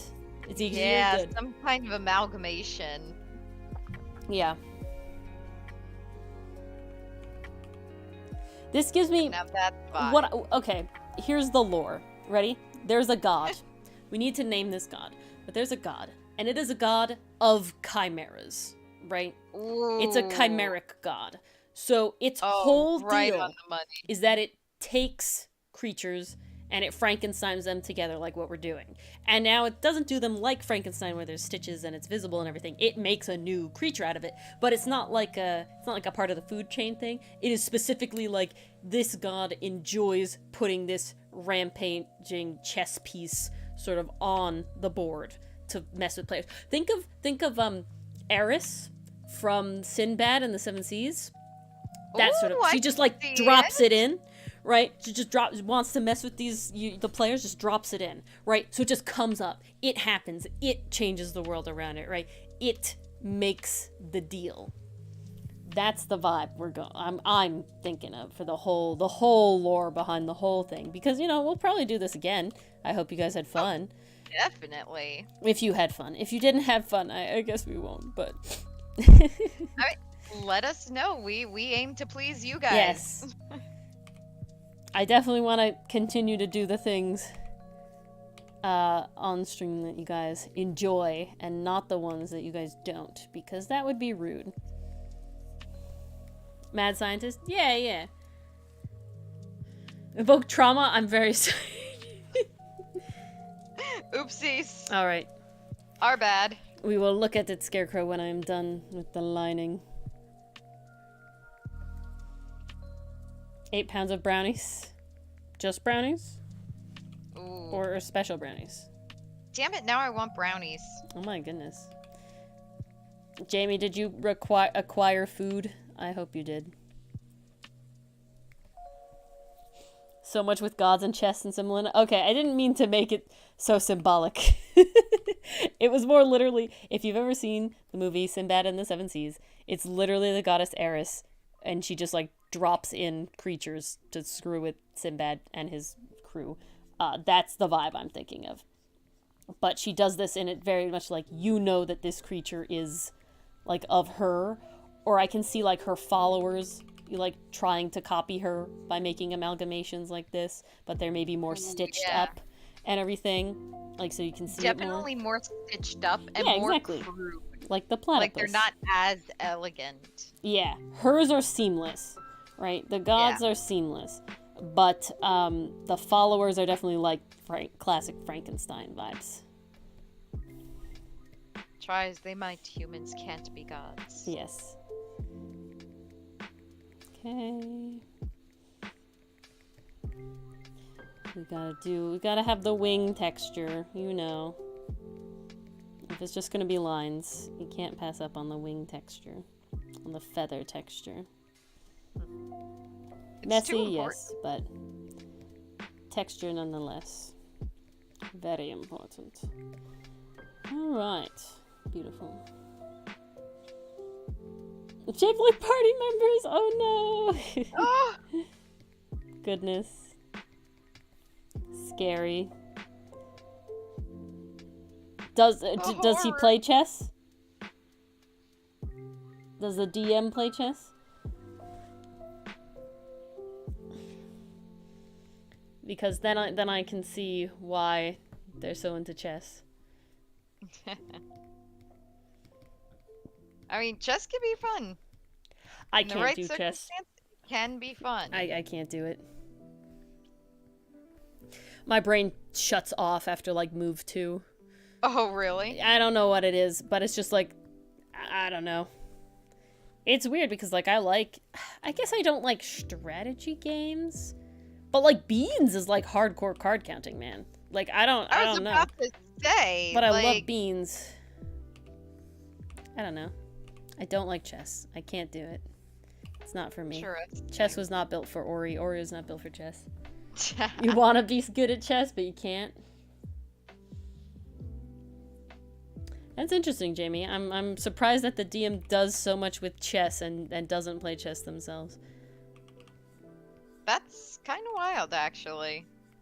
Because it's like, you know, Dylan made Ace Attorney courtroom, and I would be impressed if someone did that one wasn't playing Ace Attorney and or a lawyer in training, you know? Like I feel like it would be weird.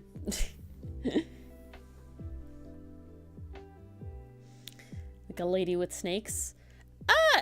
I feel like the god itself would kind of be it's difficult. You kind of have either they're incredibly bland or they're amorphous. They constantly change. There's never one form. You know, I feel like those are the options.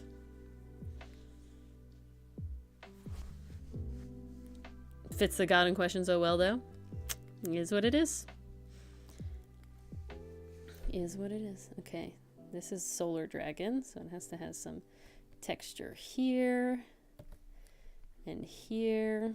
The Solar Dragon is wild. I haven't done anything with not Starfinder, with Spelljammer, because it sort of came out as we changed over. So we never looked into it at all. We were late to the party on that one. Not even late to the party. Spelljammer we just never picked up because we moved to Pathfinder. So it was like, I didn't even know about the Solar Dragon. Okay, we have that. See, the secret is the sword isn't through any organs, it's just through his ogre fat. So. Yeah. So it doesn't hurt. It doesn't hurt him at all. It's just kind of chilling there. Not enough to stop stabbing. Well, that's the true defense everyone needs. Preventing kidney stabs. Forget everything else. Yes. Kidney stabs are lethal. A la our flag means death. You know, just roll out of the way, make sure the vital organs aren't hit. That's how you do it. Oh, goodness. That episode, man. I need season 2. Please. Ugh. I need season 2 of so many things. Yeah. Okay? Okay, but at least I know Our Flag Means Death has, like, been in production. Didn't they finish, I thought?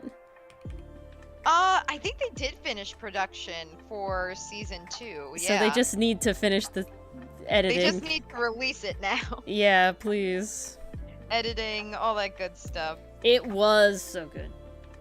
Oh, it was amazing. And the ending, I need them to resolve it. I seriously need them to resolve that ending because, ow, my heart. Why would they do this? Why would they think this is okay? I would say it has mostly skin. And, some feathers on the back. And scales, of course. But I would say mostly skin. Because we got the wings, we got the alligator tail. And the dragon arm. Dragon arm, also. Very crucial. So it has a lot of scales. But I would say I would even say that the blink dog head is skin. I think fur is removed. Unless are flumps furry? I don't think they're fuzzy. I think they're just puffy. Everything but the kitchen sink. I mean, that's the vibe. No, it needs to have fur just because. All right. Short hair fur. You think they're leathery? I want like they have fur like suede has fuzz. You know what I'm saying? That's what it has. That's my vote. Not even my vote. That's my conclusion. You all don't have a choice in the matter anymore. It's been decided. Yeah. Suede. Or he makes the calls on these things, guys. Hey, sometimes I can't leave it all up to you nerds, you know? I gotta have some nerd for me. I just gotta have some nerd time for me. Let me have some. It's pubescent, you know? I thought this was your nerd time. What nerd time did I get to do? I put this together. Drawing the actual damn character? How is that nerd time? No. That's not nerd time? No, I have to think about this. Jeez. Oh, I'm so sorry for assuming. How dare. Tiskity taskity. The audacity on me, I guess. And to think the art I was planning to draw for you in the morning. Who knows? No! Please don't take away the art. Well, actually, if that's the case, you won't get your Vashwood fix. So there. No! Oh no, you have power now. It's sad. And it was the soulmate AU too. Oh no, I take it back. You will get the Milano I was drawing, and you will scream at me tomorrow. But you know. There is no way I'm having that fic finished by tonight. I'm typing at the speed of molasses right now. It's sort of kind of happening, but also not. Oh, Mars' side here. What? I'm offended. How could you guys? Aw, you guys are on my side. Do you want you want Milano art, Jamie, for the Ko-fi, don't you? That is true. You have to be on my side. I supply the art. But I supply the fan fiction. Yes. Which is very good. We have one fan fiction with one of the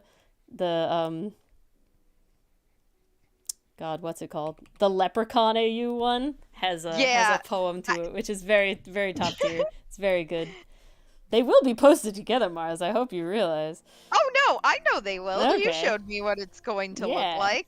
Exactly. I'm just sitting here like I can't believe I went so damn ham. I'm tyrannical on this thing. It's like I'm not sure if I'm proud or horrified of my own abilities. Thank you, Scarecrow. I mean, I'm proud, you know. I'm vibing with the whole thing. It is a good vibe. I'm not gonna lie. Offended. Offended, Scarecrow. How could you? Is everyone just betraying you? No, I think Jamie just goes back and forth, whatever suits them at the moment. The whims. It is the will of the gods. The whims, the fancy of flights. The flights of fancy, I mean. Fanciful flips. Watch the world burn. Yeah. I just realized the other day how perfect the song Other Side from Greatest Showman fits Milano and Hudson. Oh man, so, it was so good. It's very good. And honestly, I want a whole AU where they're just dancing now. Yeah, it's good. It's a good thing. Like the Fae. Yeah. All right. There he is, and we named him Octo Wolf. Done. Wait, we've gotten a theme with wolves lately, haven't we? I like wolves. We showed off the wolves the other day. You're right. All my wolves. It does not have antlers. It has, like, ears. They're very pointy ears, because it's a blink dog. But there it is.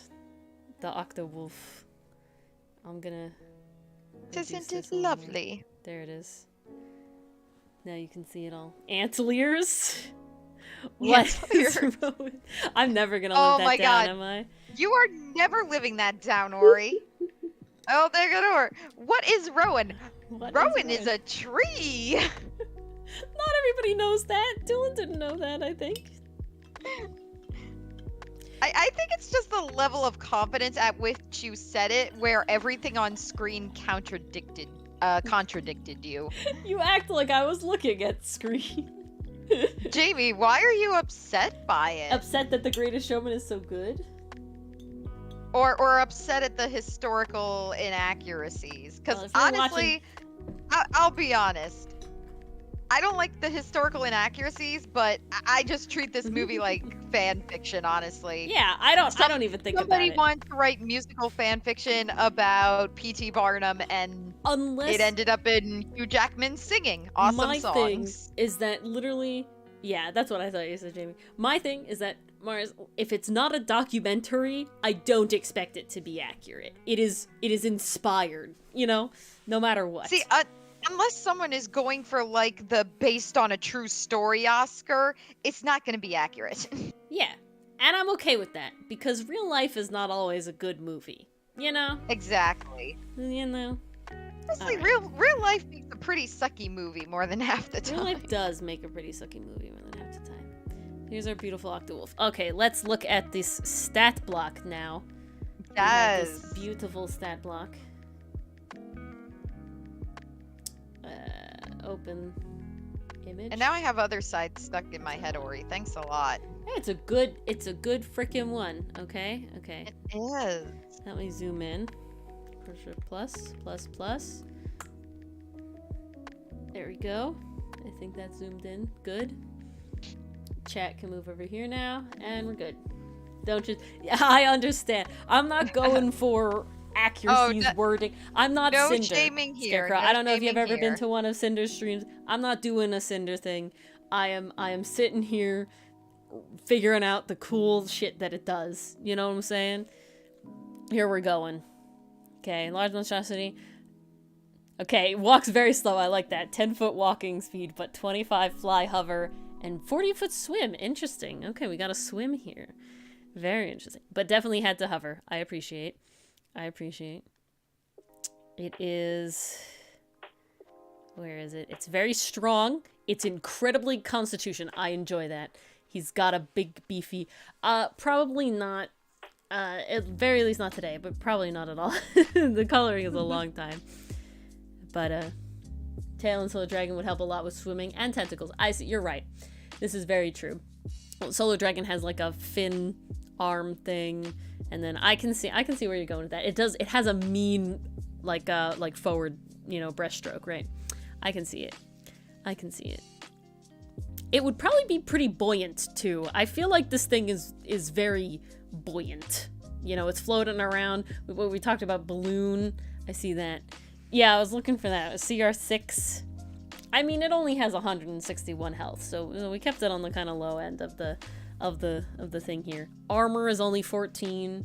We got that sort of stuff. It's definitely its defensive is not particularly amazing, but it has a lot of con, which I enjoy. I feel like it could eat like a building. You know what I'm saying? I feel like it could eat like a rock, and it would just be fine. It has a lot of different vulnerabilities, immunities, though. It's vulnerable to necrotic, very interesting. Resistant to bludgeon, spirit, piercing, slashing. I like it. Immunity to poison, top tier with that con like that. And immunities to charm, frightened, petrified, or poisoned. Okay, I think that comes from a bunch of the things that are intermixed in there, so I can see that. Understands, but cannot speak, and has telepathy 120. I like it very much. Okay. It knows that if it hears a lie... Okay, nice. Okay, very cool. The mind stuff is definitely flump, and I think it gives me a little angel vibes in there. Oh, I see, Scarecrow. I like that. And I especially like that for the vibe of the creatures that are like, in the lore that we're making, for the creatures that are like put together by the humans, right? It's like unstable. I do like that. That's a good explanation. I really like that. Multi-attack, good. And a sharpened kick. I enjoy it. Yeah, so it does a tentacle, it does a slashing. Very nice. And Polyradiant Surge. Oh, 60-foot area, circle, wisdom, save, radiant? Okay, it gives me like it flaps its wings in one little big flap. A little big flap, right? A little big flap. And then it just boosh out from it. I top tier. Very nice. It's another way to put it. See, I don't know if I would consider the god necrotic or not. That would be something to think about. And then blink away. When it takes damage, it blinks, which is top tier. Ooh, and then it can make a sharpened kick. Ooh, very interesting. Very interesting. I do like it for like the first sort of... I can think of this being like tiers, right? I sort of like the option where this is the kind of one that the humans make, right? You know what I'm saying? Like this is the stitched together version. And then you get the one that's like the CR17, and that's the one the god made, right? So they're like trying to mimic the like god. Pure because version. what I was very much thinking, and tell me guys what you think about this. I really like the idea of the sword being able to come out and sort of fly around on its own and do like separate attacks. Ooh. Where it's not like a fully fledged creature, but it can like spiritual weapon vibes, right? Where it's like somewhere else. You know what I'm saying? I like that vibe. I like that. I really like that. That's why I sort of made it stabbed into it and not like attached to it. So I sort of like the idea that it's like we have the humans try to make the mimic of the creature that the god makes, right? And that one's always going to be weaker. Doesn't really work. And difficult, more prone to falling apart, you know, all that sort of stuff. And then the one that the god made is definitely more stitched together and everything. Yeah, exactly. I like that. I like that. Ooh, that works together. Oh, I like that a lot. You got the angel plus the flying sword together. It works very, out. very good. I like that a lot. That was definitely how I was like, why it's sort of stabbed into it, is the idea that it can like unsheath it from itself and make it fly around and do everything like that. I like that a lot. Yeah, and you're right, and the alligator tail would make it very good for swimming as well, on top of everything.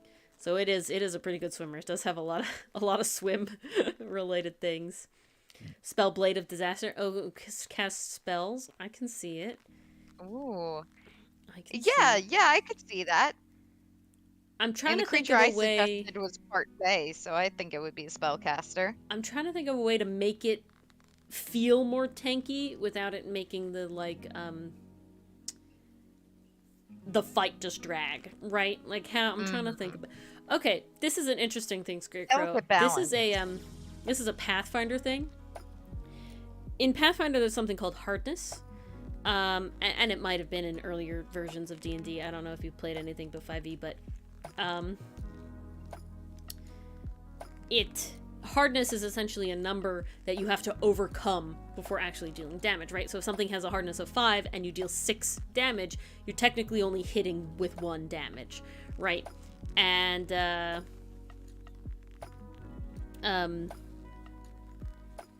so that is like, to me, a way where you can keep it having low hit points, but it sort of has like some sort of hardness-esque factor. Oh, it is in 5e, just exceedingly rare? Okay, I can see something like that, because that gives it, like, a tanky vibe, without it, like, not being able to hit it. You just gotta, like, big boy hit it. You know what I'm saying? Yeah, 5e's sad. It doesn't have to be a big hardness. You know, like, 5 would be good, you know? This is why we made the switch. Just a little bit of, like... It's a little harder than it should be, you know, where it's getting hit, right? Because it's lumbering, you know, we've kind of established that outside of the water, it's lumbering. I would say it doesn't reproduce at all, Wandering. This is like a amalgam. Creation. Yeah. Like, it's one like, by this the is gods, the only and then one. the second time by, you know, regular people. I don't think it would have that ability. I'm just ideasing what I was thinking, Scarecrow. You can do what you want. I expect nothing, but I'm already happy that you made it at all.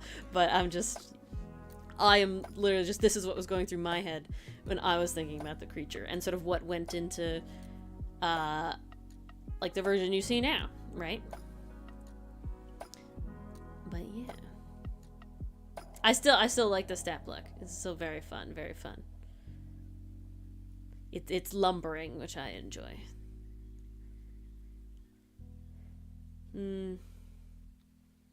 Regen just gives me pain. But Steven, you can have your Octowolf be named Steven. Yeah, it was fast, Scarecrow, is what it is. This is fast, did it quick and dirty. Having anything is impressive, We made today. I'm gonna sneak peek spoil the next item that I have, not the collab, the one after that, Scarecrow. We made a gavel hammer. A two-handed sort of Warhammer-esque thing.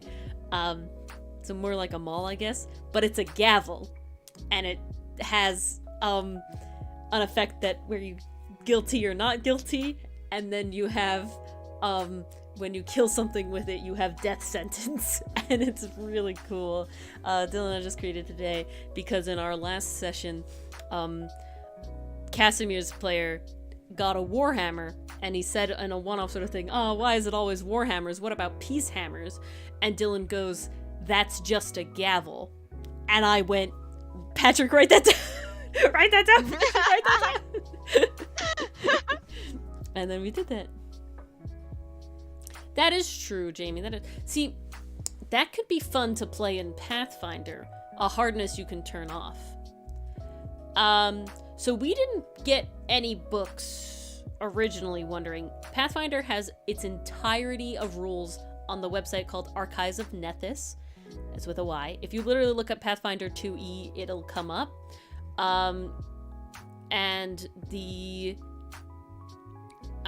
But the best thing was Dylan did end up getting the beginner's box for for the module that it has, the module of the beginner's box, because it is specifically built to teach you and the players and the DM how to play. And it's really really nice. Struggling with a guilty mechanic. You want to? We can hear. I'll share solely the guilty mechanic right now. It's not fully worded out or anything, but I will share solely the guilty mechanic. The guilty mechanic is so in this is ported for Pathfinder specifically, and it is as an action you strike a creature within range, and you have to make a diplomacy check, which is essentially the equivalent to a persuasion check in 5e to pass your judgment. The target then suffers a -2 status penalty to all of their checks for 1 minute. That's a very big Pathfinder thing. So everything that they make is just a -2. And then the target can end the effect early by spending an action to apologize for their misdeeds. And once you do that, then you can't use that ability again for a minute. So it's a once per combat thing. But it is a thing where they can sort of waste their action to do it. Yeah. And the non-guilty is a helpful thing for the not guilty is a helpful thing for allies. And then the death sentence is if you kill someone with guilty, you get to do some other cool stuff. You see, but that's why that's why it's the diplomacy check, Jamie, because you're convincing them. Now in Pathfinder, Jamie, now that you ask, it's very important. There's a lot of things that don't affect that. So Pathfinder has a lot of tags. Some of them are mental. Some of them are like language, right? And if they don't share a language and it has this tag, you can't do it on those creatures. If they're not intelligent and it has a mental tag, you can't do it on those creatures. It is that's rented out in the tags. That's a whole thing. There's a feat that one of our players has. It's called Bon Mot, and the whole point is that you essentially give a witty retort, a witty quip, and you make them worse at doing things. You make the creature worse at doing things. However, they have to share a language with you, or be able to understand language. It's something like that. So if they're mindless, or like a dog, you can't do it to like a dog. You know what I'm saying? You can't do it to like a zombie. So it is like that's a built-in Pathfinder thing. So that's something that like where in 5e you would have to sort of write that out, that like if the creature doesn't share a language with you, this doesn't work. In Pathfinder you add tags, and the tags do that for you, because what really was nice about Pathfinder 2e is what they did is they really boiled it down to make sure that they didn't have to write it all out in the thing. So every feat, every item, every blah blah blah is as condensed as possible, but what that does mean is that there's a lot of terms that you need to know or look into. Use telepathy. They do have to understand the language at very, very least.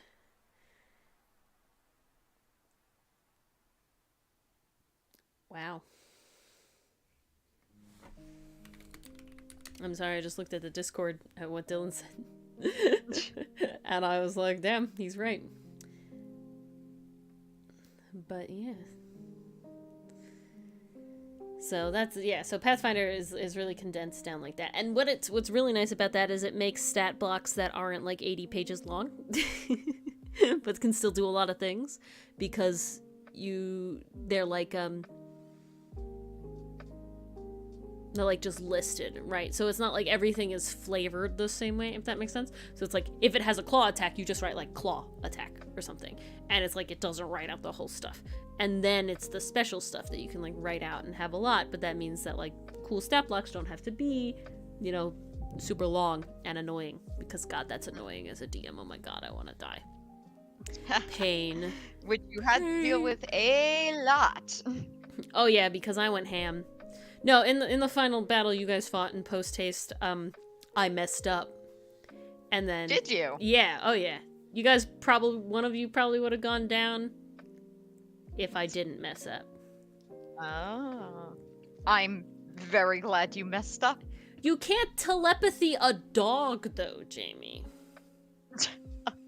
If I try to tell a dog to sit in its mind, I feel like you're not... That's like a different thing. Because in 5e, most of the time you have to share like a language a lot of time.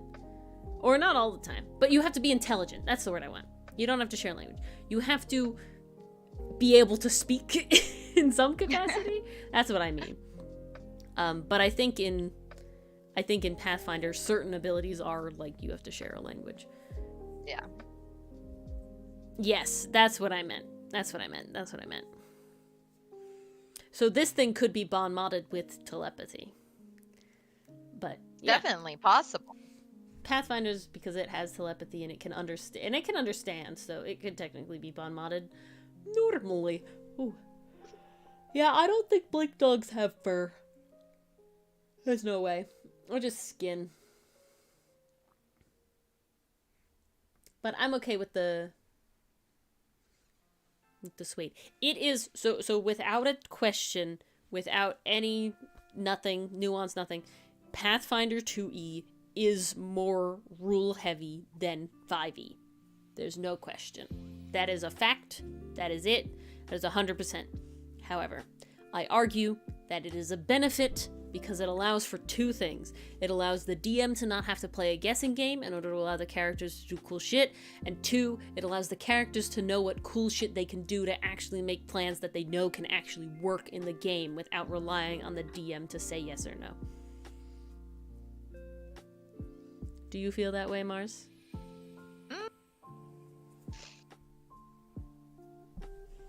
I'm trying to decide. Can you repeat that? Pathfinder has more.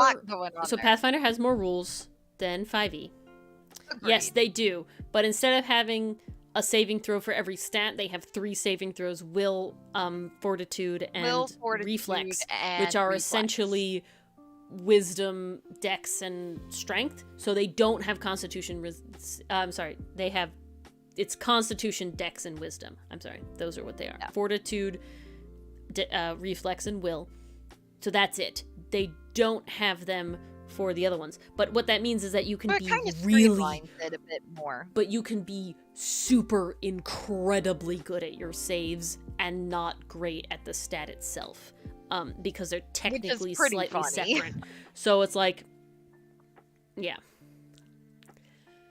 It makes for some hilarious Yeah, exactly. moments. Exactly, Jamie. It's not a guessing game for the DM. But what I was saying, Mars, is the fact that, like, you know, in 5e, you, especially as Gillis, you were definitely trying really hard to come up with these, like, cool ideas and these, like, cool things and, like, you know, these cool plans or whatever. Was. But Yeah. there's not a lot of rules for that, you know? Like, a lot of the D&D stuff is just kind of and it relies on the DM to say yes or no, and if the DM says no, then your cool plan doesn't work. Yeah.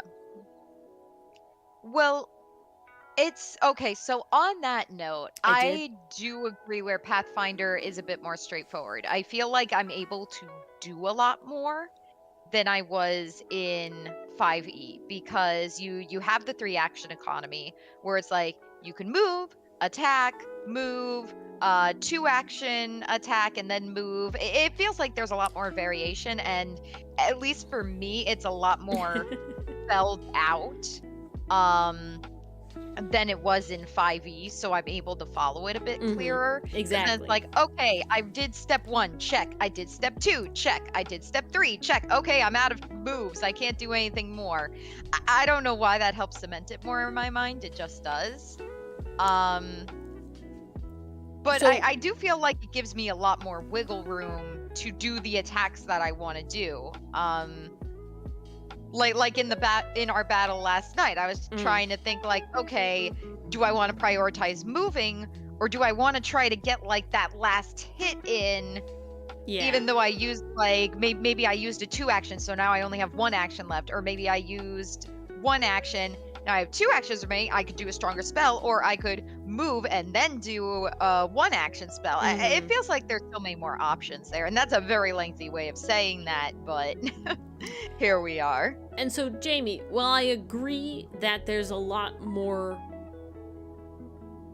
like, really wild stuff, I guess, in the end, you could argue, the issue is that it still puts a lot of work on the DM to make sure that that craziness is balanced, right? Because if you make a ruling and it's way out of proportion, it kind of sucks to have to go back on your ruling, right? For everybody involved.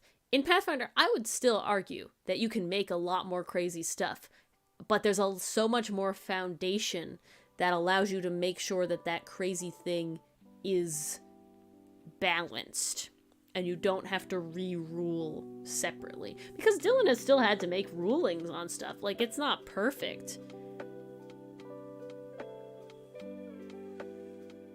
If you do it, I can do it. No. That's not what I mean. And not the idea of if you can do it, I can do it. It's the idea of that, yes, once a ruling is made, if you can do it, I can do it. But if that ruling overall is like, Dan, that made the players really strong, or that made the enemy really strong, or, you know, that made this combo OP. His legs are not stakes, his legs are flumph. And then his other arm is, squid. That's the whole thing. But, his ouchie, is not really an ouchie to him. It's more like a body sword sheath, is how I'm gonna put it. He's an amalgamation, the Octowolf. Jack Noir.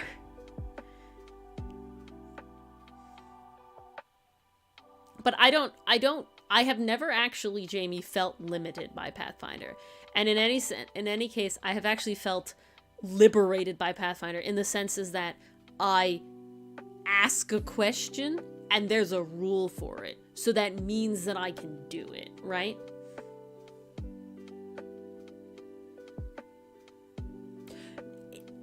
So it is easy to break, Jamie, but if there's already more rules for it, you find less circumstances where you have to even worry about it. You know what I'm saying?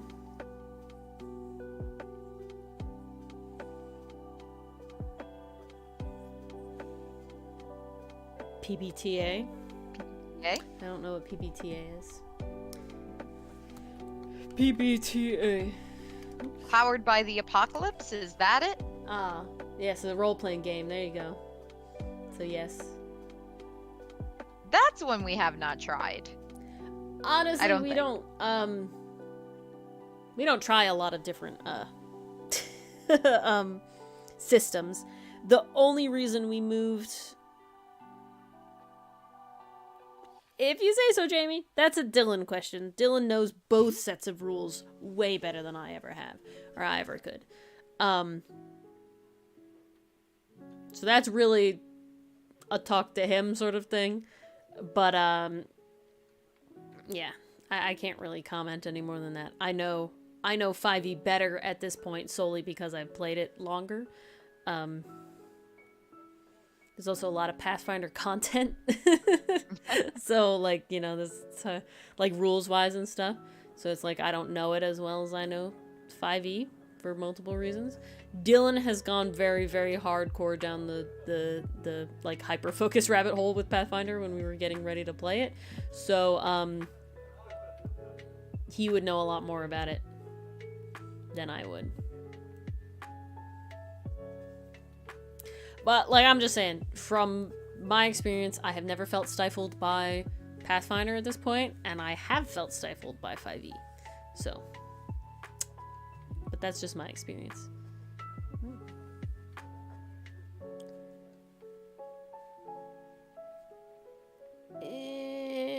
I don't know about that one. There's a lot of combos. Dylan and our other player, his brother, made a really hefty combo. Okay, they made one was a soul knife rogue, and the other was I think it was a cavalier fighter. And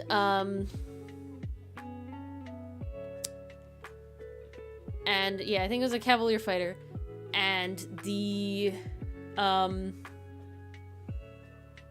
they had such synergy in their builds that I had to make a boss that was a CR, like, plus, like, 6 to 8. That would actually be then what, like, it should have been for them. They were just so synergistic in their builds. So it's like, I don't know. And I would disagree, wondering, there's been a lot of talk in another community I'm part of that involves a lot of people who've played a lot of different styles of systems, and from very, very rules light to much more crunchy rules heavy. And the consensus in there seems to be that more rules light games actually get in the way of the role play, because you're focusing so much on the ruling thing and everything like that, and all those sort of stuff. So it's like it's a weird trade-off.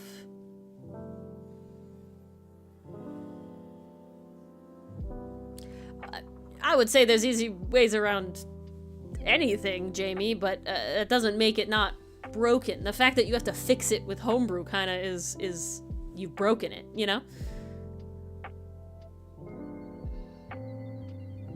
Yeah, well, exactly. Homebrew, See, Slug. you gotta break stuff, right? That's exactly what I'd say.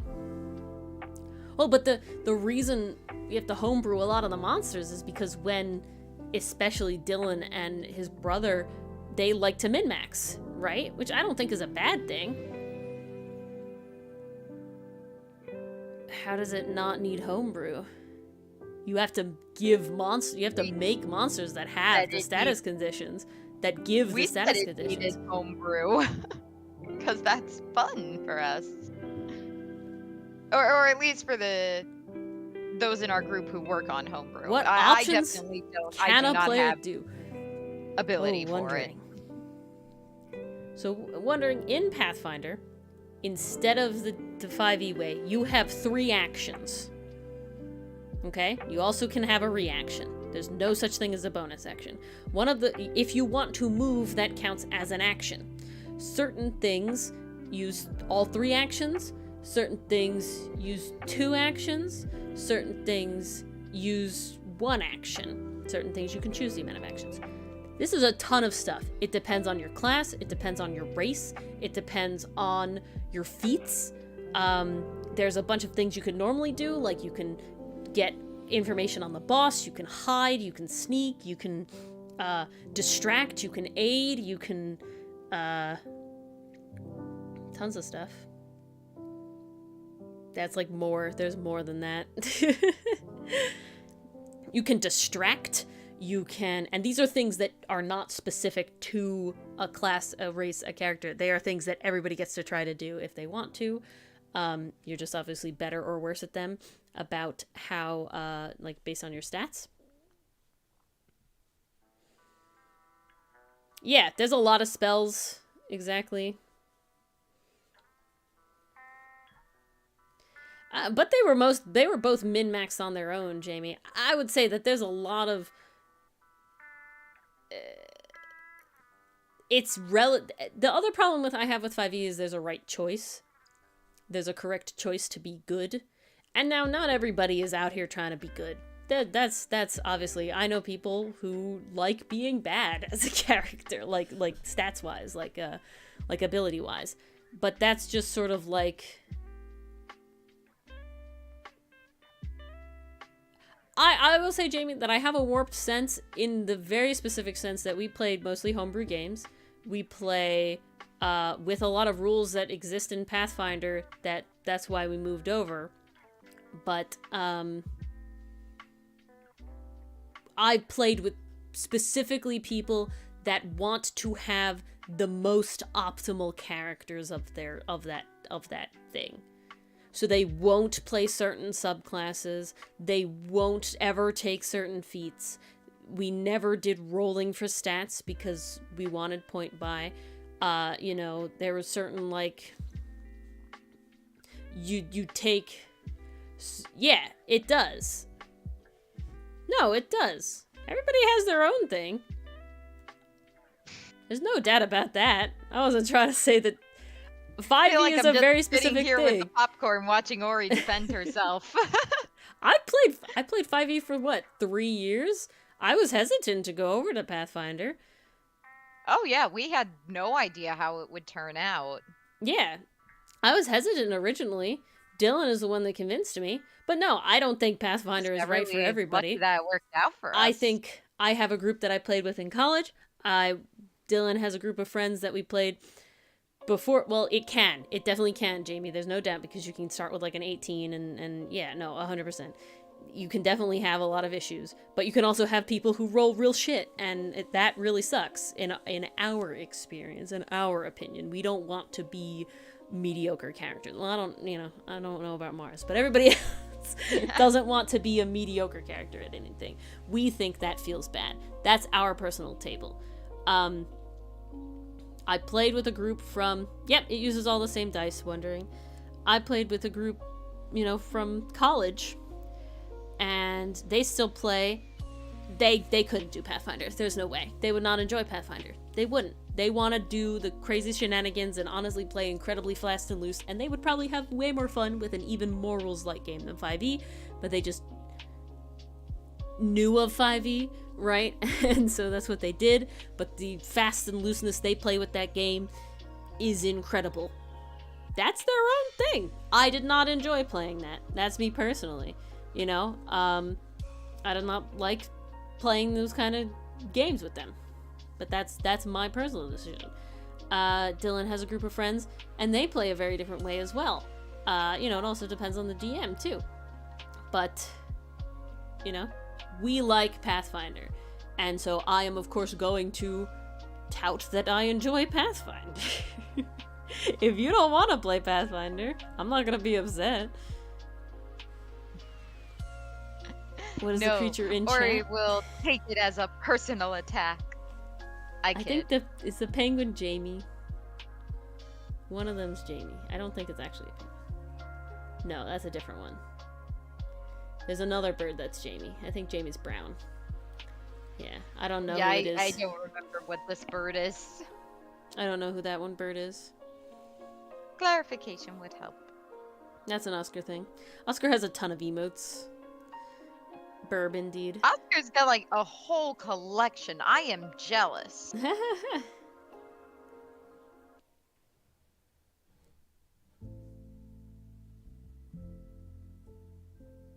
Bird fuck. Yes, Jamie is a brown owl.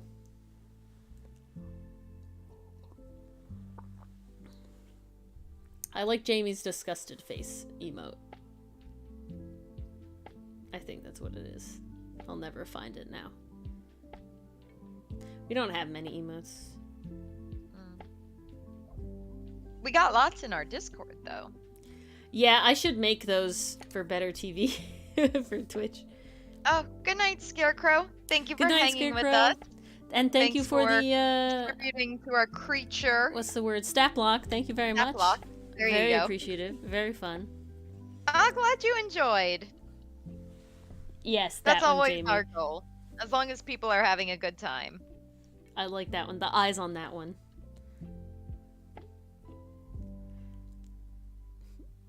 It's like, oh. Very concerned. Nervous? Okay. It's the eyes for me. It's like Hotson's eyes. Hotson has nervous and angry, that's it. You were absent here the whole time? Ever use persistence dice? Not usually. Yeah, Jamie's a bird. Well, maybe it's an I, though. I don't know. B-E-R-D? That's a question. That's an uncertain thing. Who knows? Okay, I will believe you. Oh my god, amazing. Beautiful. Came in during the discussion? Well, I'm glad you're having a good time. You're just talking about how I personally prefer Pathfinder 2e to D&D 5e. All the bird puns. Well, you have all those, Dylan gave all those bird pun curse words. Oh. Maybe looking at Starfinder. We like the fantasy, so we're probably not going to go away from regular Pathfinder 2e. Gotta have the pets. Curse word. No, they're for the Discord, Cecilling. That's the secret. What am I trying to do? Can never brain after 10 o'clock. I'm trying to open the frickin' tarot cards. It's very hard to brain after 10 o'clock. It's very, very hard. I am trying to finish one of the prompts, Did I line this one fully? and it's slow going.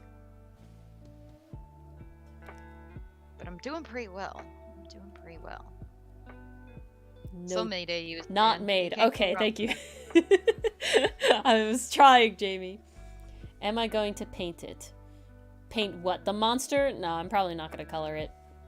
It's not lined particularly well, so probably not. Oh, this is so cool! What I will line is this one. This is Yogi. Who Dylan, of course, was like, "Yep, you made him hot." So you know what? I have success. You know what? That's just how you grew as an artist. Maybe. Now all your characters are hot. Maybe Oscar. Maybe you just know, you know, when you write, when you mistype so much. Dylan gets very annoyed at me when I mistype. Does he really? Ooh, fancy. He can, yeah. He used to be much worse. Now he's pretty okay. Are you going to put the stats up on the Octowolf? I'll ask Scarecrow if he's okay with putting it in the Discord. But that would probably be it. I probably won't make like an Instagram post about it or anything. Monsters don't do well on Instagram, sadly. I think because it's like it really is a depressing fact. It's a DM thing. So the reason I found out why. Well, it makes sense why. There are less DMs in the world than there are players, which is very sad. And Shocker. So players can very much see a race, like a homebrew race or homebrew subclass that they want to play and thus enjoy it. And there are more players, so there are more people that, you know, can hit the like button and enjoy it and interact with it. When you have a monster that's not like a familiar, right? Familiars do well because, again, it's a player thing, right? It's just an animal item. You get to pick, you know, it, and it gets to help you. But I don't know how many modules it has. wondering. I'm not actually sure. We never play modules on our table, so we really don't look into it. The starter one is good. That is true, Jamie. And obviously some people do like it still. I can't imagine that the only people interacting with my monster content are solely DMs. But, like, compared, right? Compared. I've never hit, super crazy numbers on some of my favorite monsters. And I think it's pretty much because of players like, I don't really pay attention to the things that are gonna kill me. I don't want my DM to know about this thing. Maybe that's not it. I don't know. But I thought my Archon Wolf was cool, and my Archanthrope Wolf was cool, and he didn't do very well. So, there's obviously other things. And there's also people that totally just follow for the art. There's no doubt. I learned that one of the people who commission me very often for the Ben 10 items, my understanding is they don't play any D&D or anything. They just think the art are cool, and they just like Ben 10, and they're like, this is neat. Top tier. Hey, you know what? Power to them. Yeah, I ain't complaining. I have fun. I like drawing the Ben 10 items a lot. It's really interesting to reimagine those as D&D weapons. Yeah, it's really fun. I mean, they pick what kind of weapon it is, and I just like design it after that. But it's very fun. I still enjoy that. Oh, that's wild, Jamie. That's incredible. How do you even develop a stat block for that? Well, was it a building mimic, or was it the actual, like, the building was just a different creature? Ah, there you go, Jamie. There you go. Ah, perfect. Oh, I don't know if you saw the most recent Ace Attorney video, Mars, the one from Friday, with the Dora the Explorer cover. Yeah, I did. Okay, but we say suicide a lot because she, like, and Polly you Jenkins. edited it in Well, because I have lie. to because TOS, it doesn't like it, and so there's a bunch of, like, That covers is up true. where it says, like, nope or objection, or, like, redacted over like the actual words when they're, like, written on screen, and then when someone says it, it's just me going, unalive. No, literally. And Dylan I died every time. Dylan watched it with me, and he tells me, why are you saying unalive so sensually? And I'm like, I was trying to be like Siri. I was trying to be like an AI voice. But I guess not. You guys have very differing idea. Yeah, I mean, What that's constitutes sensual and sexual. I feel like that's an aloe versus an ace for you. But who knows?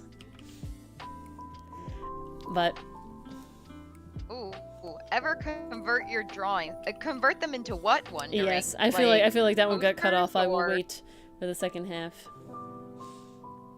It only works when you go to college. Yeah, it makes sense, Jamie. That would be funny if someone did it for me. Oh, 3D printer. So Dylan highly enjoys 3D printing. Dylan has a 3D printer. Dylan has a lot of all the stuff.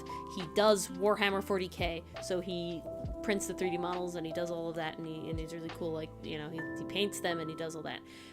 He did do a sculpt of, like, an Illithid head, which was really cool. He never printed it though. It was just sort of playing around in Blender. I have never ever digitally sculpted a 3D thing. I have a course that I purchased that should tell me how to do it. I still haven't done it yet. I just haven't gotten around to doing it. The goal is to hopefully do it at some point, because I would really like the comic characters to have fun little, like, 3D, like anime figurines, essentially, would be the goal. But I have not done it yet, and thus, I've had dreams of it. Like I drew, one of my favorite creatures I did are they're the infusible clay golems, and I thought those would be really fun to 3D print, but again, I'd have to sculpt them, and I never have. Oh my god, Jamie, that's nuts. We have a tower at, there's a building, the only building that comes close to sort of infamy, like you're talking about, at my school, was My school was directly next to another big college. I went to ESF, and Syracuse College is directly next to it. Right, like literally. And some of the buildings are like in our camp, like it's really weird. Our campus goes kind of up in like a straight line along the edge, and then it comes out into like the quad area. So Syracuse kind of comes in and like slots in like a puzzle piece. So it's like right there. So if you drew a rectangle, you would have both Syracuse and ESF. The building that is right there in the middle is called Lawrenson, and it is a very tall, just bland rectangular building. However, it's on a hill, and you can see it over the trees and everything from the cemetery that's behind the dorms. And so that's like, it's like a guiding beacon, and it's very ugly. It's just kind of bland and kind of ugly. And this, at least so the story goes, is that that building was specifically built as a literal middle finger to ESF as we took the land from Syracuse. At least that's what the story says. But it's very much a pretty, like, it's a good landmark to get back. Oh, yeah, asbestos sinking. Damn. We need to do something about that building. Jeez. That's nuts, Jamie. Oh, God. That There's a can't be up religion. to Oh, my regulations. goodness. Oh, my goodness. Holy Printella crap. world. That's the other thing. My whole thing is like, art prints would be cool, but like, I don't know how to do that stuff. And I'm kind of like, I'm so bad. I'm so bad in the sense of it's like, I like small businesses, you know, on like, and supporting artists and stuff, because they have like their own packaging and it's really pretty and it's like this whole thing and you can get like freebies and stuff, and it's just the like there's an experience with unpacking it, no matter how small, because you always get like their really pretty like business card and like I said stickers and stuff, but the packaging is really nice, and it's like that's my favorite part of ordering from like small businesses. Obviously they make really good stuff, that's why I'm buying it, but like that's like it's on top of that, right? It's a reason why I'm not just getting it from like Redbubble or something. But when they do that, all of those things they have to buy in like a bulk amount and then hope it sells, right, most of the time. So you have a risk, versus with like print on demand sites like Redbubble, you don't get to make your packaging like really cool and really pretty and really like personal, you know, to your brand, but you get the benefit of not having to like buy a ton of prints and then hope they sell. So it's very much like a double-edged sword of like, I could very easily just throw something up on Redbubble and just see what happens, but I also could be like, no, I'm too pure of a small business artist person. It's double-edged swords. So I can't. It's a plucking bed and stuff. This is so weird. It feels kind of like how the cemetery was. Everything room. It's a concerning room. That's what it is. What the heck? Oh my god. Really, really funny story. Essentially, for my school, you had to go to, for my major, you had to go to mandatory school summer camp, essentially. That's basically what it was. And there's like a big spruce tree in the middle of the main area of this place. And it comes all the way down to the ground, but on the inside, it's like relatively empty, because that's how spruce trees work. That's how they should be when they grow naturally. So you could get under it and inside of it. Apparently, and this is literally the dead center of the main area of the thing, and it is not full cover, like you can see inside of that. Apparently 2 people did it underneath the thing, underneath the tree, in the middle of the thing, and like left remnants about, and it was just like, why? Why? I don't know. If you wanted to do it in nature, there's a lot of woods. Please. Not in the center of my thing. They wanted 4 of these buildings? Oh my god. Well, I'm glad they decided to stop after the first one, Jamie. I'm glad they decided to stop after the first one. At least they realize their mistake, I guess. You know? Who knows? That's just how it is.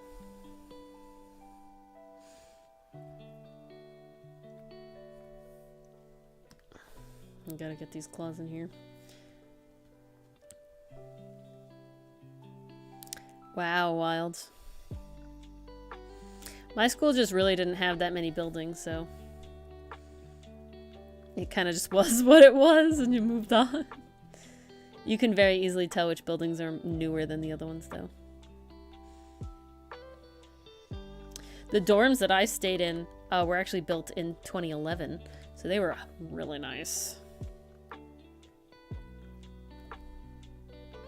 Because when you go to a lot of colleges, they're like built in like the 80s. And it's like, why is this so old? Why is there pipes in my ceiling just exposed? That begs Good night, Wondering. for answers. Good That night, was what Wondering. Clarkson had. Thank you for joining us. My friend's dorm at Clarkson just had like the water pipes of hot water just exposed from the ceiling. Oh, geez. I don't know if I could live with that. Yeah, my dorm was incredibly nice. My freshman dorm came with mini fridge and microwave. It has its own bathroom, and then it had like the beds. It had carpet. It had fully furnished walls. It had your own thermostat. Ooh, Vanity area. that is very Very nice. nice. And then when you got into the room I had later, which was a 4-person room, you had your own bedroom instead of 2 beds in the same room. You had your own bedroom with your desk and your closet and everything. And then you had a living room that had a couch, a love seat, a TV stand, a coffee table, and then you had a 4-person table, a full-size fridge, and a kitchen that had a full stove and oven, a dishwasher. Yeah, you were living it up. Yeah, I was hella living it up. A dishwasher, you know, kitchen sink, and a bunch of cabinets and storage and stuff. It was top tier. It was high quality stuff. 2 bathrooms. I'm jealous. Yeah, again, same, you know, controllable thermostat. You know, if you can, you always want to go for your own kitchen rather than a communal As a kitchen. freshman, nice. I cannot tell you how damn dirty our communal kitchen, especially in my first dorm, was. That place was horrible. There was always food on the counters. Something was always clogging the sink. Ugh. The water levels would reach the rim and no one would bother to clean it out. It was terrible. There was actually a morning, so the custodial team leaves over the weekend. So if someone clogs the sink on a Friday, that shit ain't getting clean until Monday. Damn. So my roommate and I, we had survived the Saturday, but Sunday we really wanted to make breakfast, and Ooh. the kitchen was filthy. So when we go in, it's like I said, the water level was up to the lip of the sink, and it was cloudy, it was murky, you could not see through it. It was disgusting. I took a garbage bag, rubber banded it to my hand, and just stuck it down the drain Felt and around. pulled all the crap out Ugh. of it. I don't know who was making pasta the night before, But they poured but it I all swear down the to sink. God, more pasta ended up in the sink than it did in whatever bowl they had. Jamie, were you here for Dylan's toilet grape story? Grape story. Oh my God, that story is beautiful. And how many roommates will you have, Jamie, at your apartment? Or is it like your own? Are you fancy that way? No.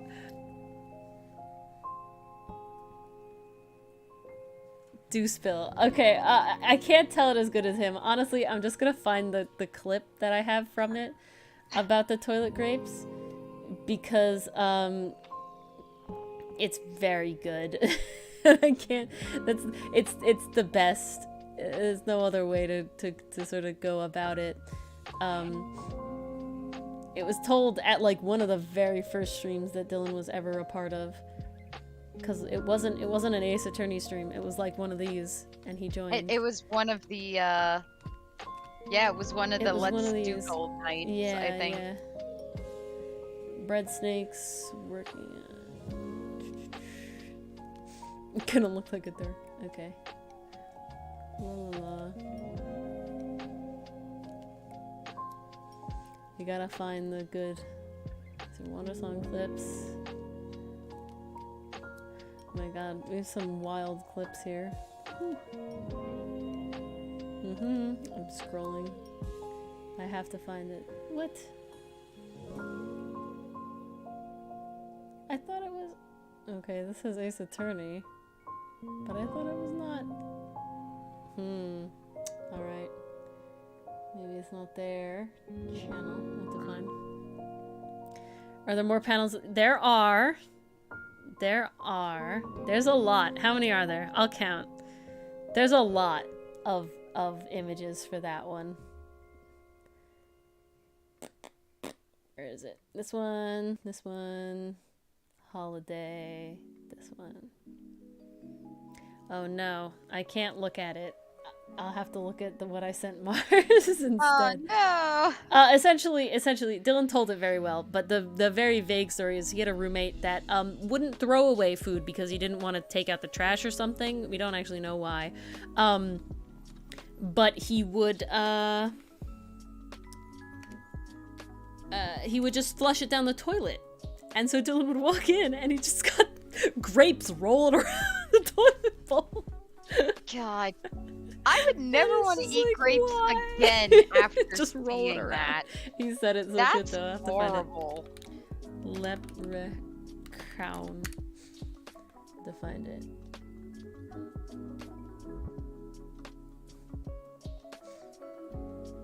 Is that scrolling backwards the other way? I think it's this one. Ah, yes, it is this one. Okay. How many how many images do I have here?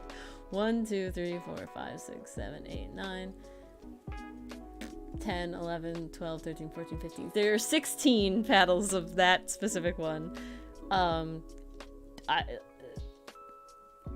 Remember, 2 counts as like the one where his back and then like the menacing hand comes up. That is like 2 panels. But no, already let's count 5, 6, 7, 7 and 9. So yeah, 16 moments. So judo chop story. Okay, I'm gonna try and find this clip one more time because I wanna find it really bad. It's very important to me. But do tell your story, Jamie, as we sort of finish up here, because it is getting close to midnight. We always love story time.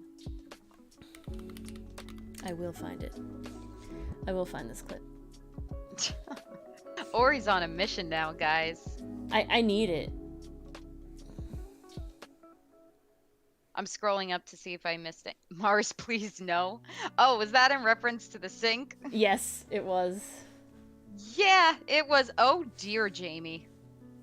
Oh no. How? Why? What? How? Why? Why? Those are my questions.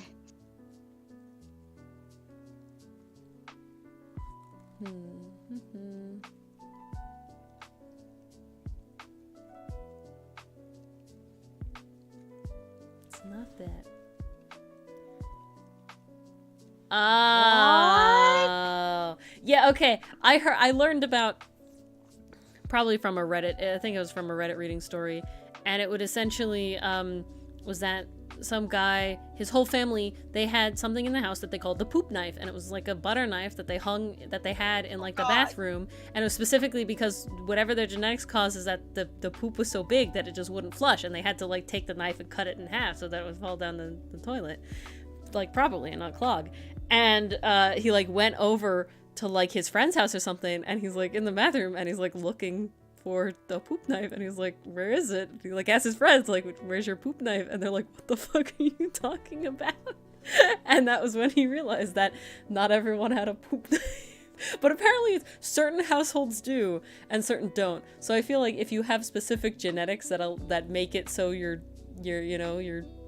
poop is just large and could clog toilets, I guess that's what it is. Who knows? There you go. Oh, but his was at a public bathroom? Well, then he didn't have a poop knife. Or he left the poop knife at the public bathroom? That's concerning. I don't like that. That's not something you do.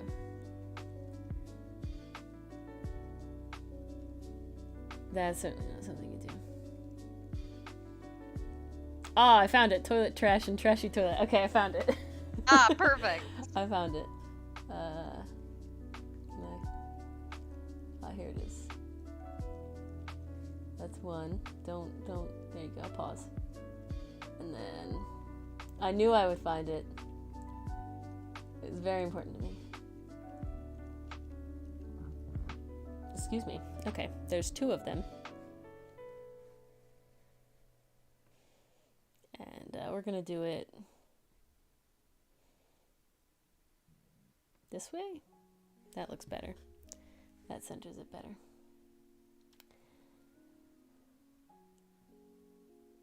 Damn, Jamie, Jesus Christ. How does that come out of a person in one piece? Oh Pinch it off. Pinch it off. Jesus. Okay. Are we ready for the... That sounds like a medical condition. Yeah, really? Okay, I think it's this one is the that one says 40. This one says 6. Okay, I think this is the whole thing. But let me mute the music. This is what we'll leave off on. This beautiful clip. Gotta end on a high note, right? Well, then we have to raid PCM, but yeah. That is true. Very, very important. So here we are. Let us play this here. Yeah, he liked to make food, or I don't know if I would say make, eat, consume. He had just a bunch of food. He didn't know what to do with all of it, and he didn't really usually eat most of it. But rather than just throwing it out into the garbage, which any reasonable person would do, he must have run out of garbage bags because he was just dumping it in the toilet. Like his whole plate of food, you just scrape it off into the toilet. And why? Great question. But now imagine the toilet is clogged with grapes. Whole ass grapes. Like you can see him in the bowl rolling around. Yeah, he liked to make food, or I don't know if I would say make, eat, consume. That was it. Roll ass grapes. Rolling around. I had to mute myself for that one. Whew. It was one of those ones you feel hollow after? Oh. Yeah, I know Ooh, exactly what he's talking dang. about, and that makes me even more... All I could think about is, all I can think about is there's this episode of Adventure Time where Lumpy Space Princess goes to the bathroom, and it's in like a haunted mansion, and she goes to the bathroom and she's like screaming bloody murder, and they're like, oh my god, she's getting like kidnapped by the ghost or whatever, and no, she's just in the bathroom and she's having a bowel movement, and she like comes out and she's like, whoo, now my lumpy body is empty, time to get some food in it. That's all I can think about. I think I remember that episode. That was a good episode. Oops. That reminds me of I think I showed you Ori. It's this actress on it's probably TikTok, but then it migrated to Instagram. Yeah. Such is life. She's 90s mom, so she'll imitate a mom from the 90s.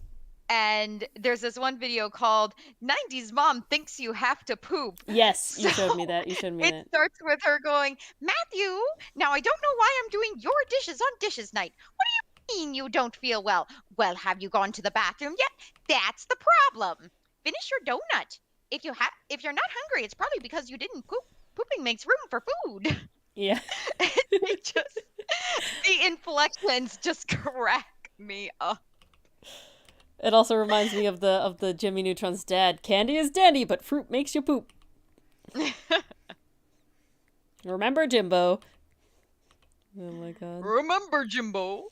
Okay, this is certainly a way to leave this stream off, but it is past midnight. You know, sometimes it just happens. That's what happens. It just happens. Shit happens. Shit happens, and you know? with that, we're gonna raid PCM. Yes. If I can get there. Oh Give god. them some support. To find the buttons, jeez. Nope needs us. Noop does need us. I moved around to find the clip, and now I'm like on the setup. So here Oh we go. no! But okay, we are slowly. Oh no! Oh, there it is. I was like, where are they? But okay, it just took a second to load. It just does happen sometimes. It's easy. But yeah. Thanks everybody for hanging out. Tuesday is Comic Corner. Like, not com. Yeah, Hold on. Now I'm blanking on what days are what. It is Ace Attorney. Tuesday's Ace on Attorney. Tuesday. You're right. My There apologies. you go. We screwed up the dates with what, and now I'm just so confused. Yeah, Ace Attorney. There'll probably be Ko-fi announcements coming sometimes next week. At very latest, the next time the comic updates, which is the Monday after that. But probably sooner than that. Yeah, Ace Attorney on Tuesday. New Ace Attorney video will come out on Tuesday. We're almost done with Turnabout Goodbyes in the YouTube videos, so that's coming up very close, very crazy. And I think that's everything. Anything else, Mars? Nothing I can think of. Just keep an eye out for reels this week. I know Ori's going to have a lot of them. I definitely Instagram reels. I very still have soon, some JV. as We have to well. talk about it tomorrow, and then it'll happen. And If you you'll guys know. are interested in fanfiction, I certainly got some new ones coming out this week. Yes, So there's Mars that. is in Vashwood hell, so Yes, I'm dying. AO3 Lore of Mars. You can find all of that. I think that's the first time I was actually able to plug that because I'm Look at that. actively doing something for You once. are success. Woo! Yeah, so you can go read our fanfiction, do all that. Don't be angry, Jamie. Just gotta wait. You want more No need to content, be right? angry. Be patient. The more patient you have, the more guaranteed that there's a lot of secret art happening. You know what I'm saying? And yeah, all right. We're gonna go and go say hi to PCM for us. He is raging. Go rage at PCM. Good night, everybody. Night all. Thanks for hanging. I forgot I had to click raid first. It's secret. And raid. Okay.